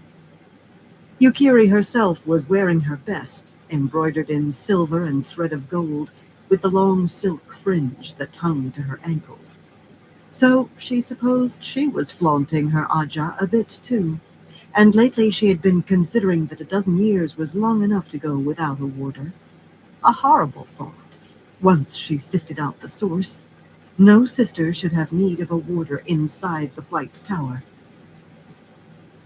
Not for the first time, the thought hit her hard that someone had to mediate among the Ajas, and soon, or the rebels would dance in through the front door bold as thieves and empty the house, while the rest of them squabbled over who got Great Aunt Suni's pewter. But the only end of the thread she could see to begin working out the snarl was to have Maidani and her friends publicly admit that they had been sent to the tower by the rebels to spread rumors. Tales they still insisted were true, that the Red Ajah had created Loghain as a false dragon. Could it be true? Without Pavara knowing? Impossible to think that a sitter, especially Pavara, could have been fooled. In any case, that bit of the tangle had been overlaid with so many others by now that it scarcely could make any difference by itself. Besides, it would throw away the aid of 10 out of the 14 women she could be sure were not Black Ajah, not to mention likely exposing what the rest of them were doing before the storm over it blew out. She shivered, and it had nothing to do with drafts in the corridor. She and every other woman who might reveal the truth would die before that storm ended, by so-called accident or in bed. Or she might just vanish, apparently gone out of the tower, never to be seen again. She had no doubt of that. Any evidence would be buried so deep an army with shovels could never dig it up. Even rumors would be plastered over. It had happened before. The world and most sisters still believed Tamra Ospenya had died in her bed. She had believed it. They had to have the Black Ajah wrapped up and tied as near as possible before they dared risk going public. Medani took up her report again once the Browns were safely past, but fell silent only moments later, when just ahead of them, a big hairy hand suddenly thrust aside a tapestry from behind. An icy draft swept out of the doorway that had been hidden by the tapestry's brightly colored birds from the drowned lions, and a heavy fellow in a thick brown work coat walked into the corridor, pulling a handcart stacked high with split hickory that another serving man in a rough coat was pushing from behind. Common laborers, neither had the white flame on his chest. At sight of Two Eyes Sedai, the men hastily let the tapestry fall back into place and wrestled their cart out of the way against the wall while trying to make their bows, almost toppling the load, which set them grabbing at the sliding firewood frantically while still bobbing. No doubt they had expected to finish their work without encountering any sisters. Yukiri always felt sympathy for the people who had to haul wood and water and everything else up the servants' ramps all the way from the ground, but she strode past them with a scowl. Talk while walking was never overheard, and the hallways in the common areas had seemed a good place to be private with Medani. Much better than her own apartments, where any ward against eavesdropping would only announce to everyone in the Grey Quarter that she was discussing secrets, and far worse, with whom. There were only 200 or so sisters in the tower at the moment, a number the White Tower could swallow and seem vacant, and with everyone keeping to themselves, the common areas should have been empty. So she had thought. She had taken into account the liveried servants rushing about to check lamp wicks and oil levels and a dozen other things, and the plain-clad workers carrying wicker baskets of the light knew what on their backs. They were always about in the early hours, readying the tower for the day. But they made hasty bows and curtsies and scurried to get out of a sister's way. Out of hearing, tower servants knew how to be tactful, especially since anyone eavesdropping on a sister would be shown the door. Given the present mood in the tower, the servants were particularly quick to avoid so much as a chance of overhearing things they should not. What she had failed to reckon on was how many sisters would choose to walk outside the quarters by twos and threes, despite the hour and the cold. Reds trying to stare down anyone they encountered except other reds, greens and yellows competing for the crown of haughty, and browns doing their best to outdo both. A few whites, all but one warderless, attempted to maintain a facade of cool reason while jumping at their own footfalls. One little group was not out of sight for more than minutes, it seemed, before another appeared, so Medani spent nearly as much time talking about points of law as she did giving her report. Worst of all, twice Grays smiled in what looked like relief on seeing others of their Ajah, and would have joined them had Yukiri not shaken her head, which infuriated her no end because it let all who saw know she had special reason to be alone with Medani. Even if the Black Ajah took no notice, and the light said there was no reason they should, too many sisters spied on other Ajahs these days, and in spite of the 3 oaths, The tales they carried somehow grew in the carrying. With Elida apparently trying to force the Ajas into line by brute force, those tales too often resulted in penances, and the best to be hoped for was that you could pretend to have chosen to take it on for reasons of your own. Yukiri had already suffered through one such, and she had no desire to waste days scrubbing floors again, especially now that she had more on her plate than she knew what to do with. And taking the alternative, a private visit to Silviana, was no better, even if it did save the time. Elida seemed fiercer than ever since she began summoning Silviana for her own supposedly private penances. The whole tower was still buzzing with that. As much as Yukiri hated admitting it, all that made her careful how she looked at the other sisters she saw. Look too long, and you might seem to be spying yourself. Shift your gaze away too fast, and you looked furtive with the same result. Even so, she could barely keep her eyes from lingering on one pair of yellows, who glided along a crossing corridor like queens in their own palace. The dark, stocky warder following just far enough behind to give them privacy must have belonged to Pratala Nirbajan, a green-eyed woman who had largely escaped the Saldaean nose, because Atuan Laraset had no warder. Yukiri knew little about Pratala, but she would learn more after seeing her in close conversation with Atuan. In high-necked gray slashed with yellow and a silk-fringed shawl, the Tarabona was striking. Her dark hair and thin, brightly beaded braids that hung to her waist framed a face that somehow seemed perfect as it was, without being beautiful. She was even fairly modest, at least as yellows went. But she was the woman Maidani and the others were trying to study without being caught out, the woman whose name they were afraid to speak aloud except behind strong wards. Atuan Laraset was one of only 3 black sisters Talim knew. That was how they organized themselves. 3 women who knew each other, 3 women who formed one heart, with each woman knowing one more the other 2 did not. Atuan had been Talim's one more, so there was some hope she could be followed to 2 others. Just before the pair passed out of view beyond the corner, Atuan glanced up the spiral hallway. Her gaze only brushed by Yukiri, yet that was enough to make Yukiri's heart leap into her throat. She kept walking, holding her face calm with an effort, and risked a quick glance of her own when she reached the corner. Atuan and Pratala were already well along the corridor, heading toward the outer ring. The warder was in the way, but neither was looking back. Pratala was shaking her head. To something Atuan was saying? They were too far for Yukiri to hear any sound other than the faint click of the dark warder's boot heels on the floor tiles. It had just been a glance. Of course it had. She quickened her step to take her beyond sight if one of them did look over her shoulder, and let out a long breath she had not realized she was holding. Maidani echoed her faintly, her shoulders sagging. Strange how it takes us, Yukiri thought, squaring her own shoulders. When they first learned Taline was a dark friend, Taline had been a shielded prisoner. And she still scared us spitless, she admitted to herself. Well, what they did to make her confess had scared them spitless first, but learning the truth turned their tongues to dust. Now Taline was tethered tighter than Maidani, closely guarded even if she did appear to walk free. How to keep a sitter prisoner without anyone noticing had been beyond even Sayarin, and she was pathetically eager to offer up every scrap she knew or even suspected in hope it might save her life. Not that she had any choice. Hardly an object of fear. As for the rest... Pavara had tried to maintain that Taline must be wrong about Galina Kazban, and went into a rage that lasted a full day when she finally was convinced that her red sister was really black.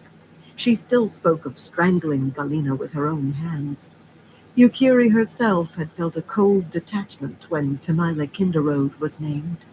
If there were dark friends in the tower, it stood to reason some had to be Greys, though perhaps disliking Tamila helped. She remained cool even after she did the sums and realized that Tamila had left the tower at the same time that 3 sisters were murdered. That provided more names for suspicion. Other sisters who had gone then, too.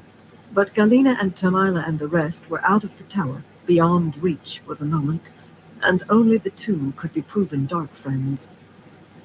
Atuan was right there, Black Aja without doubt, walking the tower as she wished, unrestrained and unbound of the three oaths.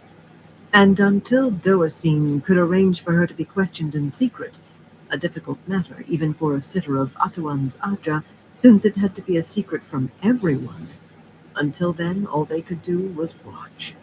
A distant, carefully circumspect watching. It was like living with a red adder, never knowing when you would find yourself eye to eye with it, never knowing when it might bite. Like living in a den of red adders, and only being able to see one. Suddenly, Yukiri realized that the wide, curving corridor was empty ahead as far as she could see, and a glance back showed only Leonin behind. The tower might have been Number empty two down. save for the three of them. Nothing in sight moved except the flickering flames on the stand lamps. Silence. Maidani gave a small start. Forgive me, Sitter. Seeing her so suddenly took me back. Where was I? Oh, yes. I understand that Celestine and Anharid are trying to find out her close friends in the Yellow.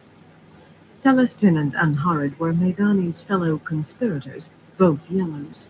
There were two from each Aja, except the red and the blue, of course, which had proven very useful. I fear that won't be much help. She has a wide circle of friends, or did before the current situation rose between the Ajas. A touch of satisfaction tinged her voice, however smooth her face. She was still a rebel, in spite of the added oath. Investigating all of them will be difficult, if not impossible. Forget her for the moment. It took an effort for Yukiri not to crane her neck, trying to look every way at once. A tapestry worked with large white flowers rippled slightly, and she hesitated until she was sure it was a draft, and not another servant coming out of a servant's ramp. She never could recollect where they were located. Her new topic was as dangerous as discussing Atuan in its own way. Last night I remembered you were a novice with Elida, and close friends as I recall. It would be a good idea for you to renew that friendship. That was some years ago, the taller woman replied stiffly, lifting her shawl to her shoulders and wrapping it around herself as though she suddenly felt the cold. Elida very properly broke it off when she was raised, accepted. She might have been accused of favoritism if I were in a class she was given to teach. As well for you that you weren't a favorite, Yukiri said dryly. Elida's current ferocity had its precedent. Before she went off to Andor years ago, she had pushed those she favored so hard that sisters had needed to step in more than once. Swan Sanche had been one of them. Strange to remember, though Swan had never needed rescuing from standards she could not meet. Strange and sad. Even so, you will do everything in your power to renew that friendship. Maidani walked 24 paces along the corridor, opening and closing her mouth, adjusting and readjusting her shawl, twitching her shoulders as though trying to shrug off a horsefly, looking everywhere but at Yukiri. How had the woman ever functioned as a Grey with so little self-control? I did try, she said finally, in a breathy tone. She still avoided Yukiri's eye. Several times. The keeper, Alviarin, always put me off. The Amerlin was busy. She had appointments. She needed rest. There was always some excuse. I think Elida just doesn't want to take up a friendship she dropped more than 30 years ago. So the rebels had remembered that friendship, too. How had they thought to use it? Spying, most likely. She would have to find out how Maidani was supposed to pass on what she learned. In any case, the rebels had provided the tool, and Yukiri would use it. Alviarin is out of your way. She left the tower yesterday, or maybe the day before. No one is quite certain. But the maids say she took spare clothes, so it's unlikely she'll return for a few days at the soonest. Where could she have gone in this weather? Maidani frowned. It's been snowing since yesterday morning, and it was threatening before. Yukiri stopped and used both hands to turn the other woman to face her. The only thing that need concern you, Maidani, is that she's gone, she said firmly. Where had Alviarin gone in this? You have a clear path to Elida, and you will take it. And you will keep a close watch to see if anyone might be reading Elida's papers. Just be sure no one sees you watching. Talim said the Black Aja knew everything that came out of Amalin's study before it was announced, and they needed someone close to Elida if they were to find out how it was done. Of course, Alviarin saw everything before Elida signed, and the woman had taken on more authority than any keeper in memory, but that was no reason to accuse her of being a dark friend. No reason not to, either. Her past was being investigated, too. Watch Alviarin as well as much as you can, but Elida's papers are the important thing. Maidani sighed and gave a reluctant nod. She might have to obey, but she knew the added danger she would be in if Alviarin did turn out a dark friend. Yet Elida herself still might be black, whatever Sarin and Pavara insisted. A dark friend as Amerlin's seed. Now that was a thought to pickle your heart. Yukiri! A woman's voice called from back up the hallway. A sitter in the hall of the tower did not jump like a startled goat at hearing her own name, but Yukiri did. If she had not been holding on to Maidani, she might have fallen, and as it was, the pair of them staggered like drunken farmers at a harvest dance. Recovering, Yukiri jerked her shawl straight and set her face in a scowl that did not diminish when she saw who was hurrying toward her. Siain was supposed to be keeping close to her own rooms, with as many white sisters around her as she could manage when she was not with Yukiri or one of the other sitters who knew about Taline and the Black Aja. But here she was, scurrying down the hallway with only Bernila Gelbarn, a stocky Tarraboner, and another of Maidani's jackdaws for company. Leonin stepped aside and gave Siain a formal bow, fingertips pressed to his heart. Maidani and Bernila were foolish enough to exchange smiles. They were friends, but they should know better when they could not tell who might see. Yukiri was in no mood for smiles. Taking the air, Siain, she said sharply. Sarin won't be pleased when I tell her. Not at all pleased. I'm not pleased, Siain. Maidani made a small sound in her throat, and Bernila's head twitched, her multitude of narrow beaded braids rattling against one another. The pair of them took to studying a tapestry that supposedly showed the humbling of Queen Rhiannon, and for all their smooth faces, clearly they wished they were somewhere else. In their eyes, sitters were supposed to be equals, and so they were, normally, after a fashion. Leonin should not have been able to hear a word, but he could feel Maidani's mood, of course, and he moved a step farther away, while still keeping watch along the corridor, of course. A good man, a wise man. Siain had sense enough to look abashed. Unconsciously, she smoothed her dress, covered with snowy embroidery along the hem and across the bodice, but almost immediately her hands knotted in her shawl, and her eyebrows drew down stubbornly. Siain had been strong-willed from the day she first came to the tower, a furniture-maker's daughter from Lugard who had talked her father into buying passage for her and her mother. Passage for 2 upriver, but only 1 down. Strong-willed and confident, and frequently as blind to the world around her as any brown. Whites were often like that, all logic and no judgment. There's no need for me to hide from the Black Aja, Yukiri, she said. Yukiri winced. Fool woman, naming the black right out in the open. The corridor was still empty in both directions as far as the curve allowed sight, but carelessness led to more carelessness. She could be stubborn herself when there was need, but at least she showed more brain than a goose about when and where.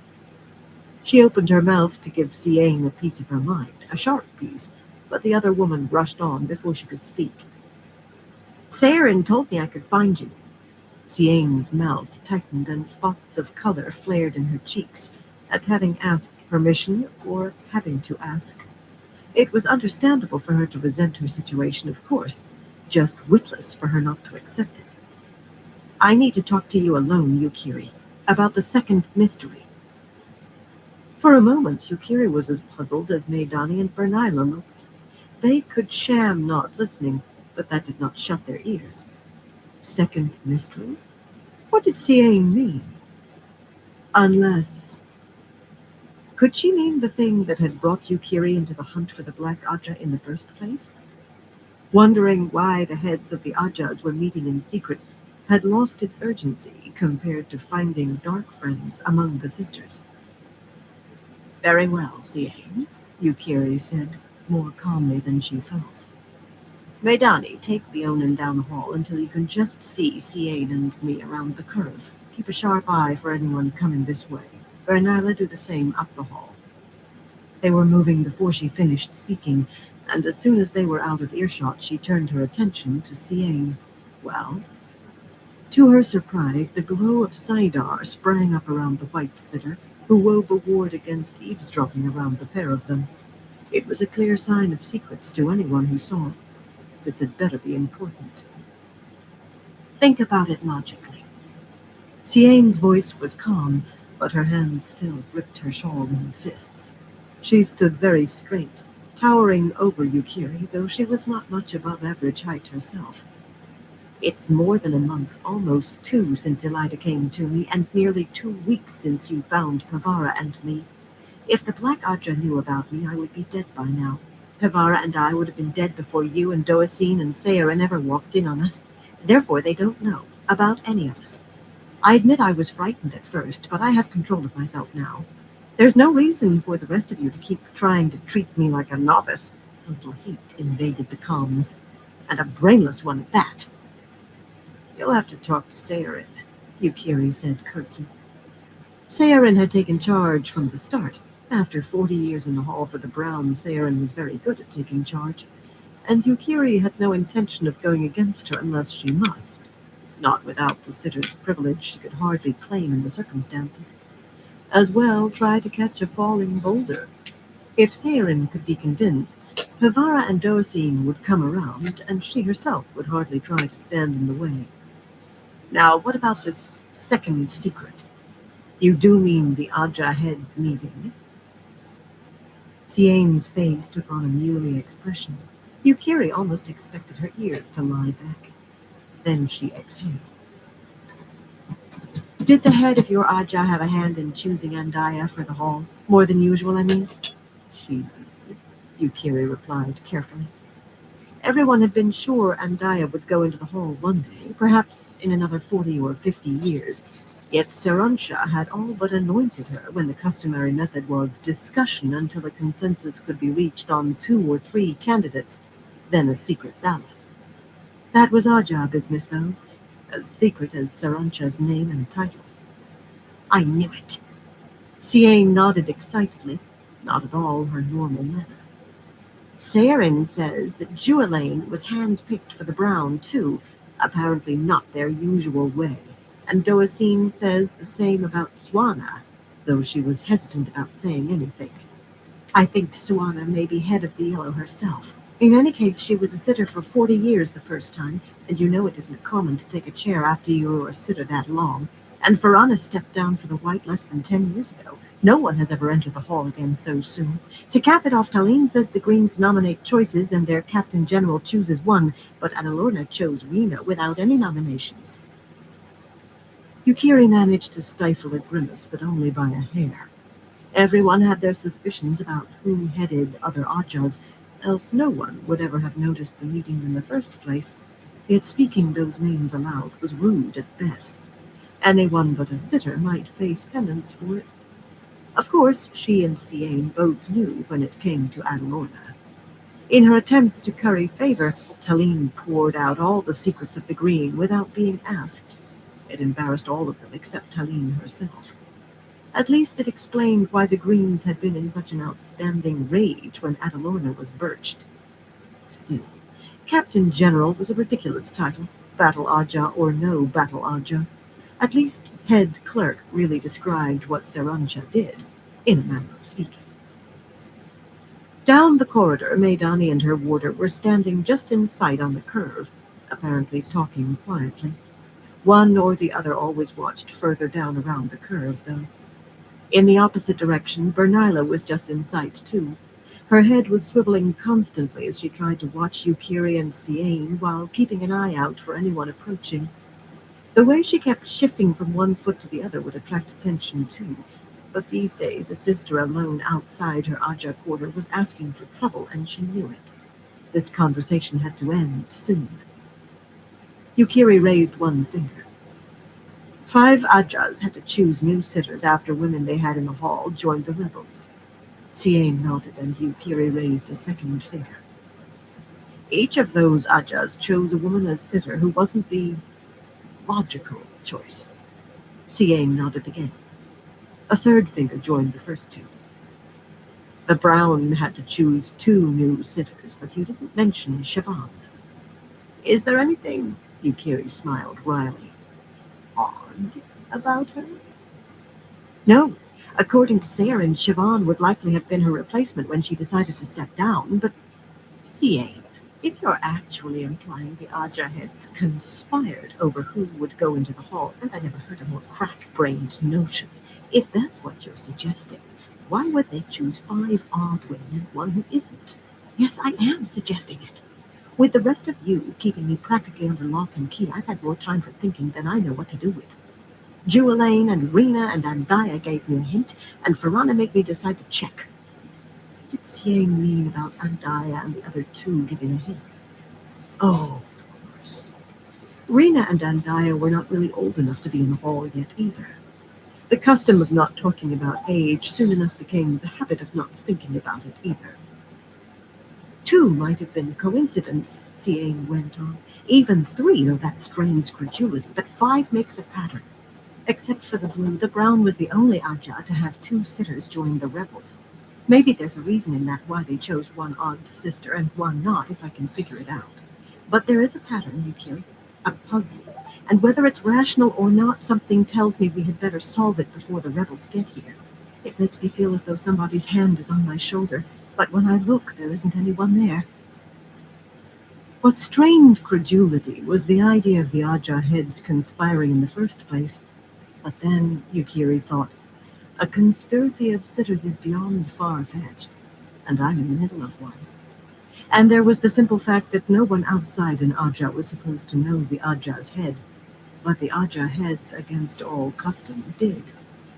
If there's a puzzle, she said wearily, you have a long time to solve it.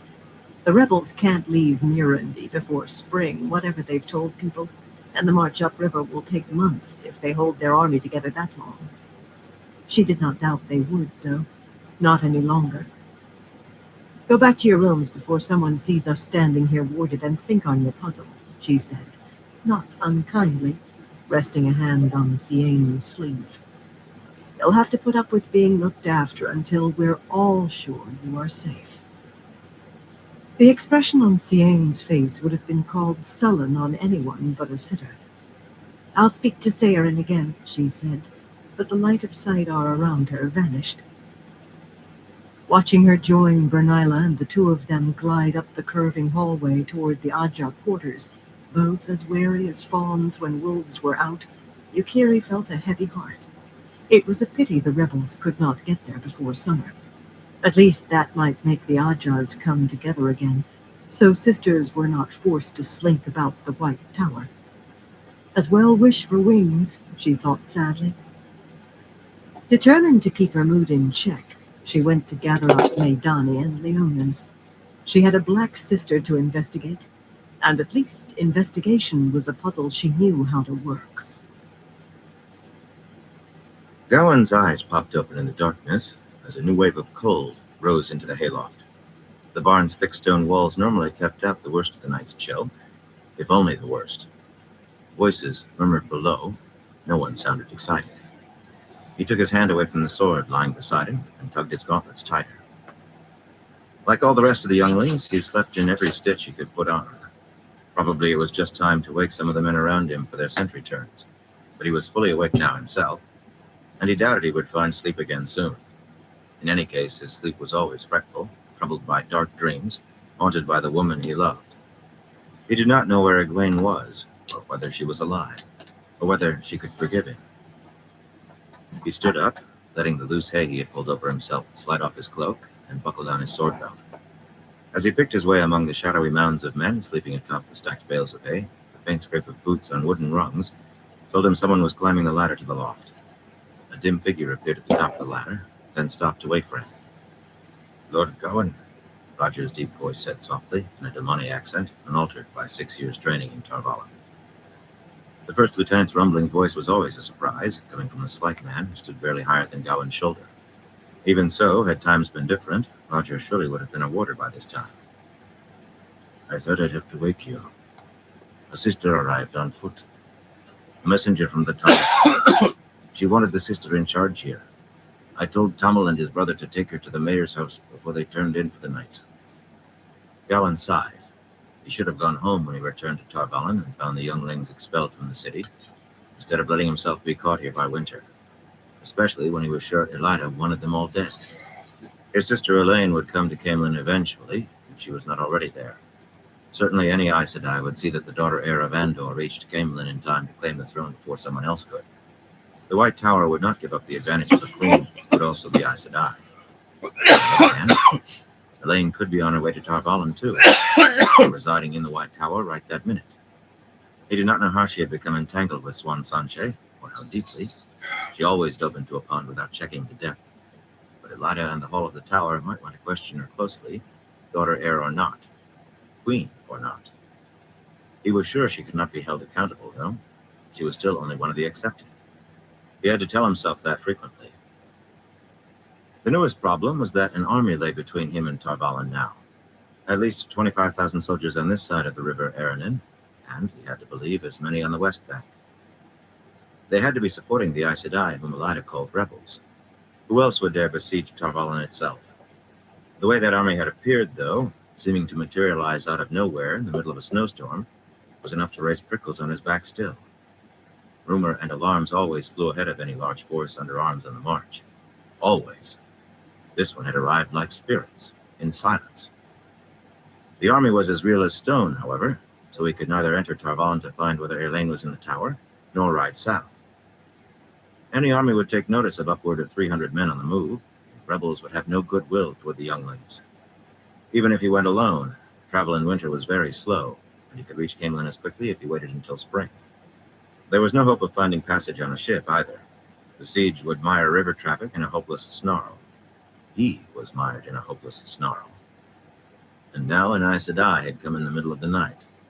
She would not simplify matters any. "Let's find out what news she brought," he said quietly, motioning Rajar down the ladder ahead of him. 20 horses in their stacked saddles crowded nearly every inch of the dark barn now taken by Mistress Millen's 24 or so milk cows in their stalls, so he and Rajar had to thread their way to the wide doors. The only warmth came from the sleeping animals. The two men guarding the horses were silent shadows, but Gawain could feel them watching Rajar and him slip out into the icy night. They would know about the messenger, and be wondering. The sky was clear, and the waning moon still gave a fair light. The village of Dorlan shone with snow. Holding their cloaks close, the pair of them trudged knee-deep through the village in silence, along what had once been the road to Tarvalon from a city that had not existed for hundreds of years. Nowadays, nobody traveled in this direction from Tarvalon, except to come to Dorlan, and there was no reason to come in winter. By tradition, the village supplied cheeses to the White Tower, and to no one else. It was a tiny place, just 15 slate-roofed gray stone houses with drifts of snow piled up as high as the bottoms of the first-floor windows. A little distance behind each house stood its cow barn, all crowded with men and horses now, as well as cows. Most of Tarvalon might well have forgotten Dorlan existed. Who thought about where cheese came from? It seemed a very good place for keeping out of sight. Until now. All the houses but one in the village were dark. Light leaked through the shutters on several windows of Master Burlow's dwelling, upstairs and down. Garin Burlow had the misfortune to own the largest house in Dorlan, in addition to being mayor. Villagers who had shifted sleeping arrangements to find a bed for an Aes Sedai must be regretting it by now. Master Burlow had had 2 rooms already empty. Stamping the snow from his boots on the stone step, Gawain rapped at the mayor's stout door with a gauntleted fist. No one answered, and after a moment he lifted the latch and led Rajar in. The beam-ceilinged front room was fairly large for a farmhouse, dominated by several tall open-front cabinets full of pewter and glazed crockery, and a long polished table lined with high-backed chairs. All of the oil lamps had been lit, an extravagance in winter, when a few tallow candles would do, but the flames in the fireplace had made little impression on the split logs yet, or on the temperature of the room. Even so, the two sisters who had rooms above were barefoot on the rugless wooden floor, with fur-lined cloaks flung hastily over their linen nightdresses. Catherine Arudin and Tarna Feyer were watching a small woman in a dark yellow-slashed riding dress and cloak that were snow-damp to her hips. She stood as near the wide hearth as she could, tiredly warming her hands and shivering. A foot in the snow, she could not have made the trip from Tarvalin in less than 2 or 3 days, and even Aes Sedai felt the cold eventually. She had read the sister Roger had spoken of, yet compared to the others, the agelessness was hardly noticeable in her. Compared to the other two, she was hardly noticeable at all.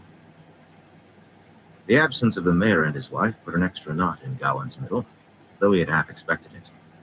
They would have been there making over the Aes Sedai, offering hot drinks and food, no matter the hour, unless they had been sent back to their bed to give Catherine and Tarna privacy with the messenger, which likely meant he was a fool to want to know the message, but he had known that before he left the barn. Boatman said he would stay where we landed until the siege lifted, the small woman was saying in weary tones as Gawain entered.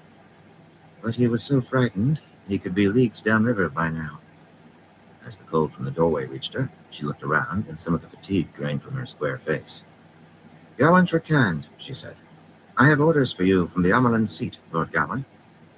Orders, Gawain said, drawing off his gauntlets and tucking them behind his belt to gain time. Blunt truth might be in order for once, he decided. Why would Elida send me orders? Why should I obey if she did? She disowned me and the younglings. Roger had taken a respectful stance for the sisters, hands folded behind his back, and he gave Gawain a quick sidelong glance. He would not speak out of turn, whatever Gawain said, but the younglings did not share Gawain's belief. Aes Sedai did what they did, and no man could know why until a sister told him.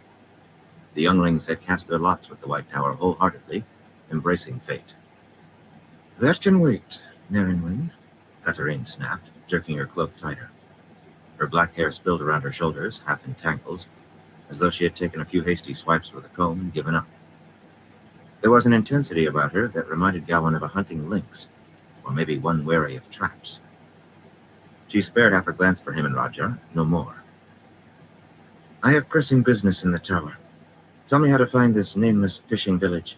Whether or not your boatman is still there, I'll find someone to take me across. And me, Tarna put in, her strong jaw stubborn and her blue eyes sharp as spears. In contrast to Catherine, Tarna's long, pale yellow hair was as neat as if she had had a maid attending her before coming downstairs. She was every bit as focused, though, just more controlled. I also have urgent reason to reach the tower without any further delay. She gave Gawain a nod, and Roger a lesser, cool as the marble she seemed carved from, yet more friendly than the face she showed Catherine, or got in return. There was always a stiffness between the two women, though they shared the same object. They did not like one another, perhaps even disliked each other. But it was hard to be sure. Gawain would not be sorry to see either leave. Tarna had ridden into Dorland barely a day after the mysterious army arrived, and however Aes Sedai determined these things, immediately displaced Sonia Cole from the room upstairs, and Kavarda Baldine from command of the 11 other sisters already in the village.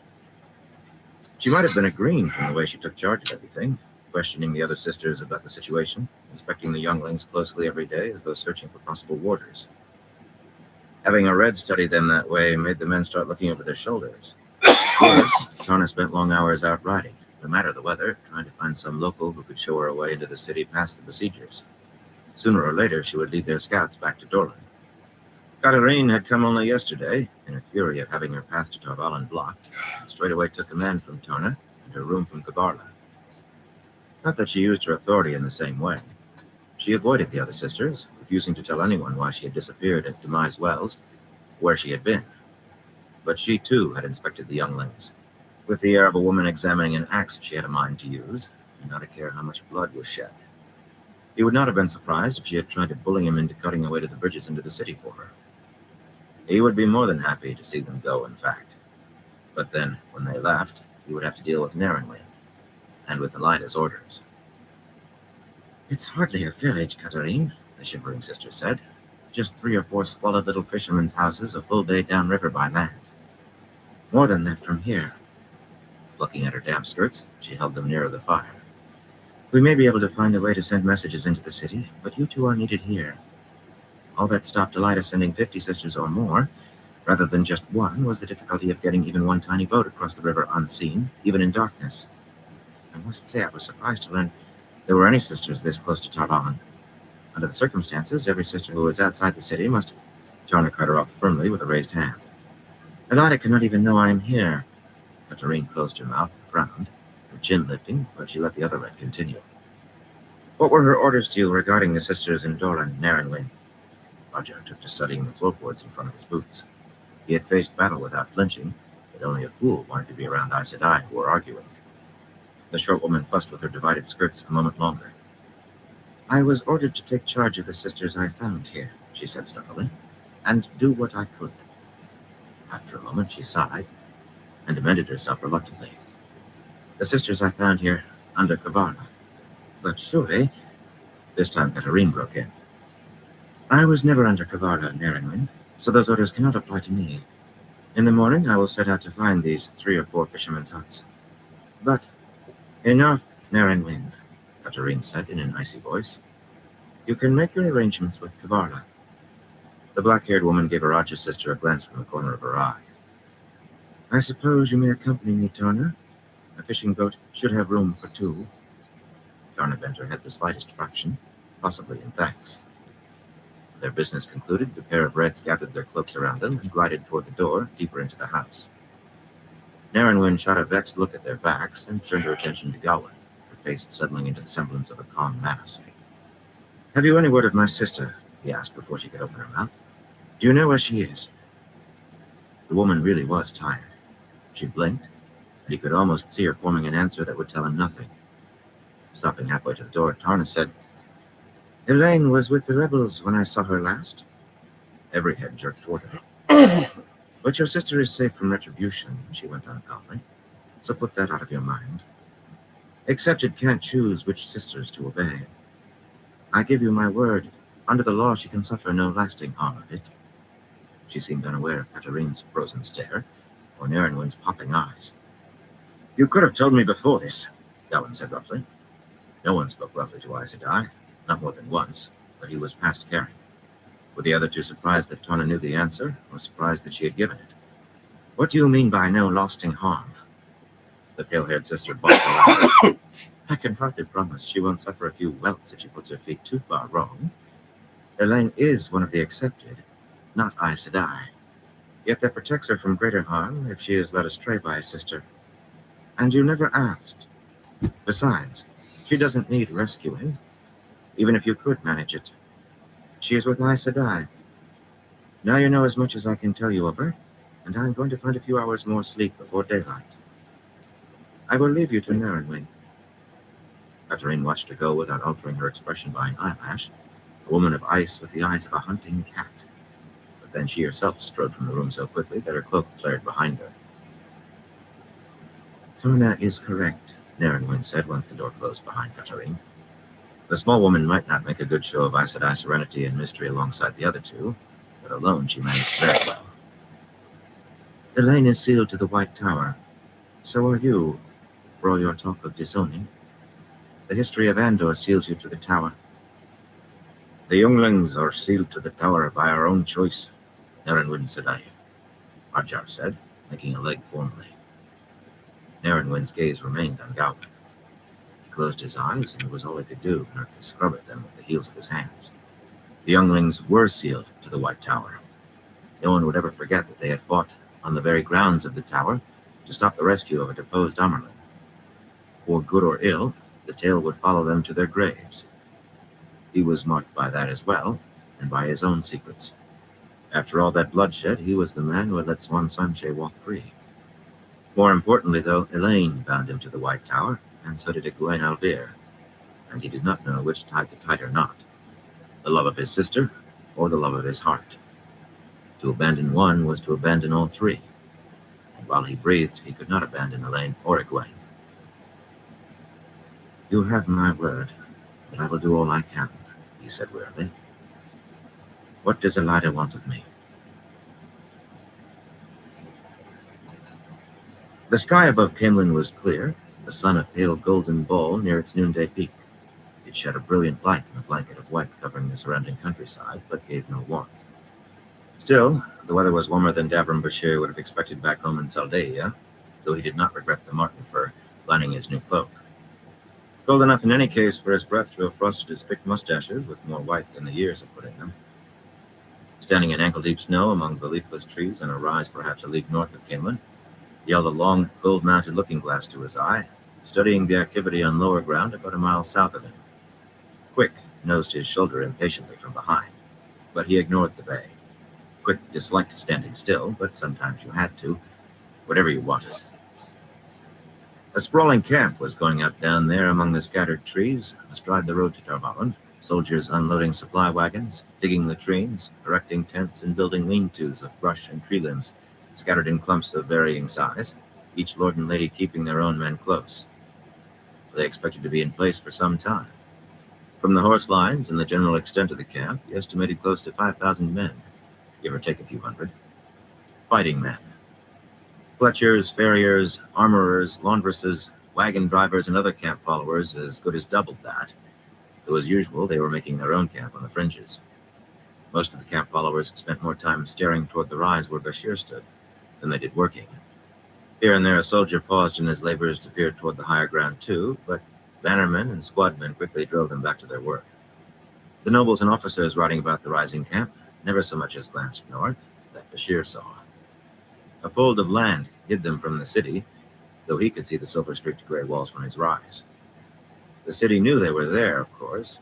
They had announced themselves that morning with trumpets and banners in sight of the walls. Well out of bowshot, though. Laying siege to a city with high, strong walls that stretched more than 6 leagues in circumference was no easy matter, and complicated in this instance by Low Camelin, a warren of brick and stone houses and shops, windowless warehouses, and long markets that lay outside Camelin's walls. 7 more like camps were being made, though, spaced around the city where they could cover every road, every gate that would allow a sizable sortie. They already had patrols out, and likely watchers lurked in the now deserted buildings of Low Camelin. Small parties might get past into the city, maybe a few pack animals by night, but not near enough to feed one of the world's great cities. Hunger and disease ended more sieges than swords or siege engines ever did. The only question was whether they brought down besieged or besieger first. The plan seemingly had all been well thought out by someone, but what confused him were the banners in the camp below. It was a strong-looking glass crafted by a Cariana named Tovir, a gift from Randall Thor, and he could make out most of the banners whenever a breeze straightened them. He knew enough of Andron sigils to pick out the oakened axe of Dolan Armathan, and 5 silver stars of Dairilla Rayanet, and several more banners of lesser nobles who supported on Aran's claim to the Lion Throne and Rose Crown of Andor. Yet Jylin Moran's cross-hatched red wall was down there too, and Carles Sankarin's paired white leopards, and Aram Tokin's golden winged hand. By all reports, they were oath-sworn to Nayan's rival, Elenia Sarand. Seeing them with the others was like seeing wolves and wolfhounds sharing a meal, with a cask of good wine opened in the bargain. 2 other banners, gold-fringed and at least twice the size of any others, were on display as well, though both were too heavy for the occasional gust to make them more than stir. They shone with the glisten of thick silk. He had seen the pair clearly enough earlier, however, when the bannermen rode back and forth atop the rise that hid their camp, the banners spread out above them in the breeze of their gallop. One was the Lion of Andor, white on red, the same as flew from the tall round towers dotted along the city wall. In both cases, it was a declaration of someone's right to the throne and crown. The second large banner below him proclaimed the woman throwing her claim against that of Elaine Tracant. 4 silver moons on a field of twilight blue, the sign of House Marn. All this was in support of Aramil Marn. A month ago, she would have been lucky if anyone except her own house or that half-witted Nason Caeran gave her a bed for the night. They ignore us, Bale growled. I could break them before sunset and leave not one alive to see the sunrise again, yet they ignore us. Bashir looked sideways at the Aielman, sideways and up. The man towered above him by well over a foot. Only Bale's gray eyes and a strip of sun-dark skin was visible above the black veil drawn across his face. Bashir hoped the man was just shielding his mouth and nose from the cold. He was carrying his short spears and bullhide buckler, and he had a cased bow at his back and a quiver at his hip, but only the veil mattered. This was no time for the Aiel to start killing. 20 paces downslope toward the camp, 30 more Aielmen were squatting on their heels, holding their weapons casually. 1 in 3 had his face bare, so maybe it was the cold. With Aiel, you could never be sure, though. Quickly considering several approaches, Bashir decided on lightness. Elaine Tracan would not like that veil. And if you've forgotten what it's like being a young man, that means Randolph Thor won't like it. Vale grunted sourly. Elaine told me what Elaine Tracan said. We must do nothing on her part. This is simple-minded. When an enemy comes against you, you make use of whoever will dance the spears by your side. Do they play at war the way they play at their game of houses? We are outlanders, Vale. That counts in Endor. The huge Aielman grunted again. There seemed no point trying to explain the politics involved.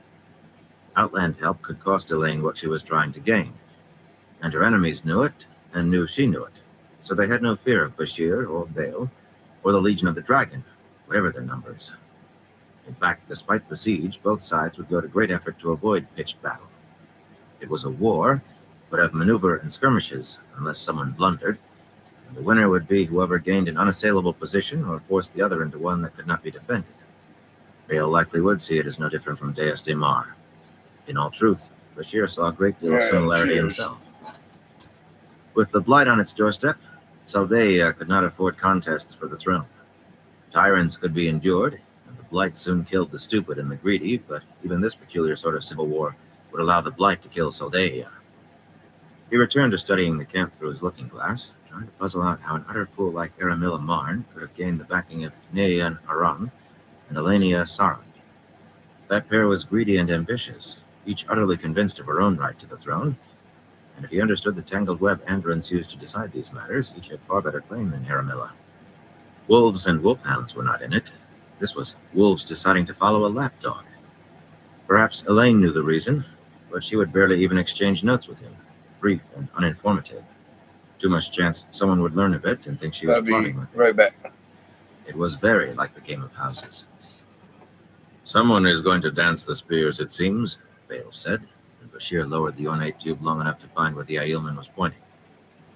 There had been a steady stream of people fleeing the city ahead of the siege for days, but someone had left it too late. Half a dozen canvas-topped wagons stood halted in the middle of the Tarvalin Road, just outside the edge of Low Camelin, surrounded by 50 horsemen under a blue and white quartered banner that appeared to show a running bear, maybe some sort of thick-bodied hound, when it rippled in the sudden wind. Dispirited folk huddled to one side, clutching cloaks around themselves, men with their heads down, children clinging to women's skirts. Some of the horsemen had dismounted to ransack the wagons. Chests and boxes and even what looked to be clothes already dotted the snow. Likely they were searching for coin or drink, though any other valuable that turned up would go into someone's saddlebags too. Soon enough, someone would cut free the wagon teams, or perhaps they would just take the wagons. Wagons and horses were always useful for an army, and the peculiar rules of this very peculiar Andoran civil war did not appear to give much protection to those who were in the wrong place at the wrong time. But the city gates were swinging open, and as soon as the gap was wide enough, red-coated lancers poured out of the 20-foot-high arch at a gallop, sunlight glittering on lance points and breastplates and helmets, thundering down the road between the long, empty markets. The Queen's guards were coming out. Enough of them, anyway. Bashir swung his glass back to the wagons. Apparently, the officer under the bear, if bear it was, had done his sums already. 50 against 200 made very poor odds, with only a few wagons at stake. The men who had dismounted were back in their saddles, even as Bashir found them. A lot of them galloped away north toward him, the blue and white banner streaming behind its staff. Most of the people huddled beside the road stared after the departing soldiers, their confusion as clear as if he had been able to make out their faces. But a few immediately rushed to begin gathering up their scattered belongings out of the snow and piling them back into the wagons. The arrival of the guardsmen, drawing rein around the wagons a few minutes later, put a quick end to that. Guardsmen quickly began herding people toward the wagons. Some still tried to dart past them for some prized belonging, and one man began waving his arms in protest at a guardsman, an obvious officer with white plumes on his helmet and a red sash across his back. But the officer leaned from the saddle and backhanded the protester in the face. The fellow went down on his back like a stone. In a frozen moment, Everyone who was not already scrambled into the wagons went scurrying, except a pair of men who paused to pick up the fallen man by his shoulders and heels. They hurried as best they could, carrying his limp weight. A woman up in the last wagon in line was already lashing her reins to get her team turned around and headed back toward the city. Bashir lowered the glass to study the camp, then pressed it back to his eye for a closer look. Men were still digging away with shovel and mattock, and others wrestling sacks and barrels down from wagons. Nobles and officers walked their horses about the camp, keeping an eye on the work. All calm as cattle in pasture. Finally, someone pointed toward the rise between them and the city, then another and another. Mounted men began to trot, plainly shouting orders. The bear banner was just coming into sight of the camp on the height. Tucking the glass beneath his arm, Bashir frowned. They had no guards on the high ground to warn them of what might be happening beyond their sight. Even in the certainty no one was going to offer battle, that was stupid. It might also be useful if the other camps were as careless, and if no one corrected the mistake. He puffed irritably through his mustaches. If he had been going to fight the besiegers. A glance showed him the wagons halfway back to the Tarvalin gate, with their escort of guardsmen, the wagon drivers lashing their teams as if pursuit were breathing down their necks. Or maybe it was just the officer with the sash, who was waving his sword over his head for some reason. "There'll be no dancing today," he said. "Then I have better to do with my day than watch wetlanders dig holes," Bale replied. "May you always find water and shade, Davram Bashir."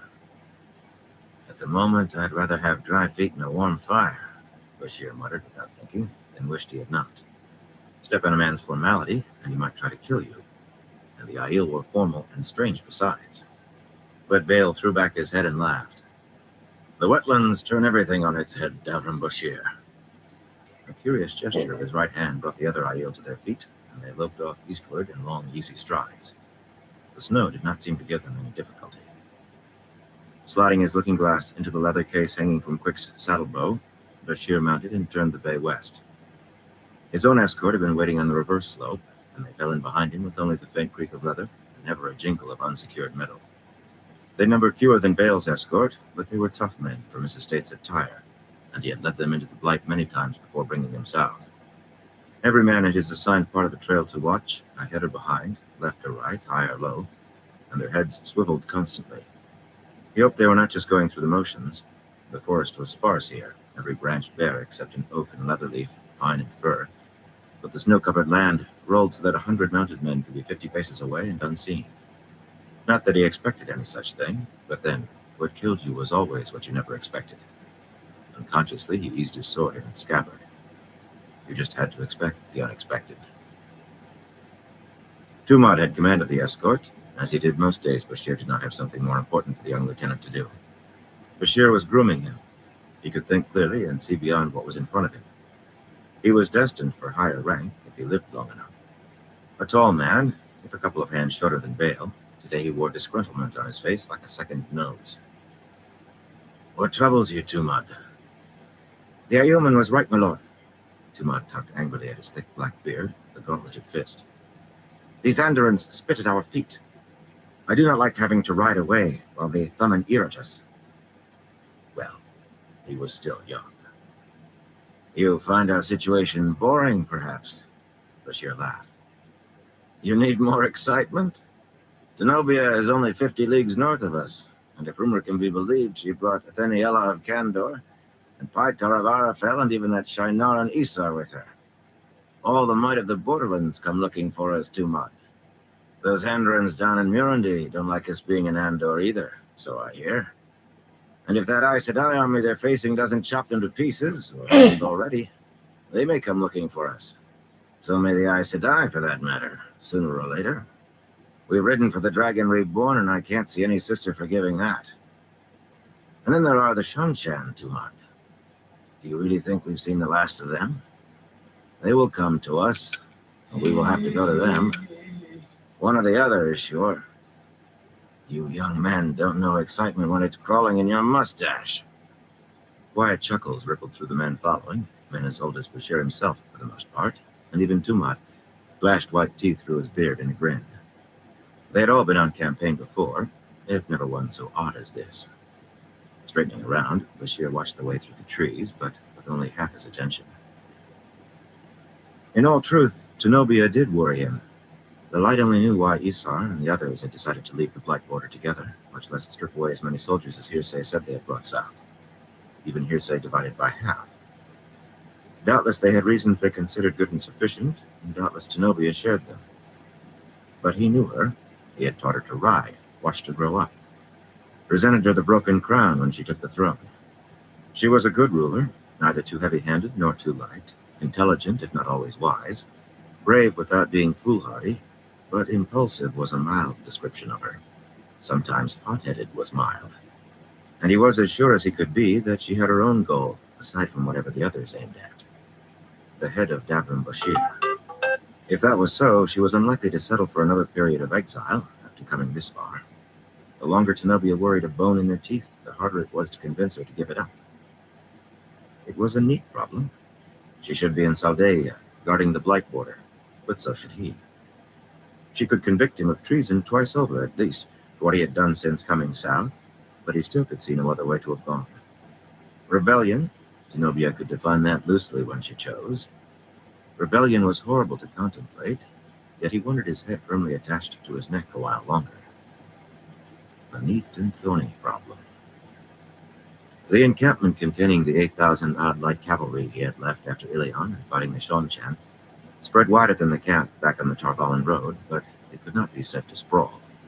The horse lines were uniform rows, with a farrier's forge at either end, stretched between equally straight rows of large gray or shell-white tents, though those showed a good many patches now. Every man could be mounted and ready to fight inside a count of 50 from the trumpet signal, and his sentries were placed to make sure they had that count and more. Even the camp followers' tents and wagons, 100 paces south of the rest, were more orderly than the soldiers besieging the city, as though they had followed the example of the Saldaeans. Somewhat, at least. As he rode in with his escort, men moved quickly and grimly among the horse lines, almost as if the signal to mount had been sounded. More than one had his sword drawn. Voices called to him, but at the sight of a large crowd of men and women, mostly women, gathered in the center of the camp, he felt a sudden numbness inside. He dug in his heels, and quick sprang forward at a gallop. He did not know whether anyone followed him or not. He heard nothing but the blood pounding in his ears, saw nothing but the crowd in front of his own sharp-peaked tent, the tent he shared with Dira. He did not rein in on reaching the crowd, just threw himself out of the saddle and hit the ground running. He heard people speak without taking in what they were saying. They parted in front of him, opening a path to his tent, or he would have run over them. Just inside the tent flaps, he halted. The tent, large enough for 20 soldiers to sleep in, was crowded to the walls with women, wives of nobles and officers, but his eyes quickly found his own wife, Dira, seated on a folding chair in the middle of the carpets that served for a floor, and the numbness faded. He knew she would die one day. They both would. But the only thing he feared was living without her. Then he realized that some of the women were helping her to lower her dress to her waist. Another was pressing a folded cloth to Dira's left arm, and the cloth was growing red as blood ran down her arm in a sheet and dripped from her fingers into a bowl set on the carpet. There was a considerable amount of dark blood already in the bowl. She saw him at the same instant, and her eyes flashed in a face that was much too pale. "It comes from hiring outlanders, husband," she said fiercely, her right hand shaking a long dagger at him. As tall as most men, inches taller than he, and beautiful, her face framed with raven hair, winged with white, she had a commanding presence that could become imperious when she was angry, even when she obviously could barely sit upright. Most women would have been flustered at being bare to the waist in front of so many, with her husband present. Not Dira. "If you did not always insist on moving like the wind, we could have good men from our own estates to do whatever was needful." "A dispute with servants, Dira," he said, cocking an eyebrow. "I never thought you'd start taking knives to them." Several of the women gave him cool, sidelong glances. Not every man and wife dealt together as he and Dira did. Some thought them odd, since they seldom shouted. Dira scowled at him, then grunted a short, involuntary laugh. "I will start at the beginning, Davram, and go slowly so you can understand," she added with a small smile, pausing to thank the woman who draped a white linen sheet around her bare torso. "I returned from my ride to find 2 strange men ransacking our tent. They drew daggers, so naturally I hit one of them with a chair and stabbed the other." She directed a grimace at her cut arm. "Not well enough, since he managed to touch me. Then Zavin and some of the others came in, and the pair fled through a slit they had made in the rear of the tent." Several of the women nodded grimly and gripped the hilts of the daggers they all wore, until Dira said darkly, "I told them to give chase, but they insisted on tending my scratch." Hands dropped away from hilts, and faces colored, though none looked in the least apologetic for disobeying. They had been in a ticklish position. Dira was their liege lady as he was their liege lord, but whether or not she called it a scratch, she could have bled to death if they had left her to go chasing the thieves. "In any event," she went on, "I ordered a search. They won't be hard to find. One has a lump on his head and the other is bleeding." She gave a sharp, satisfied nod. Zavian, the sinewy red-haired lady of Gahar, held up a threaded needle. "Unless you have taken up an interest in embroidery, my lord," she said coolly, "may I suggest that you withdraw?" Bashir acquiesced with a small bow of his head. Dira never liked him to watch her being sewn up. He never liked watching her being sewn up. Outside the tent, he paused to announce in a loud voice that his lady wife was well and being tended, and that they should all go on about their business. The men departed with wishes for Dira's well-being, but none of the women stirred a foot. He did not press them. They would remain until Dira herself appeared, whatever he said, and a wise man tried to avoid battles he would not only lose, but look foolish losing. Tumad was waiting on the edge of the crowd, and he fell in beside Bashir, who walked with his hands clasped tightly behind his back. He had been expecting this, or something like, for a long time. All right, everyone. I'm gonna call an end to this live for tonight. But I want to thank everyone for stopping by, and everyone who keeps stopping by. I appreciate all y'all support. Until next time, everyone. Y'all stay safe.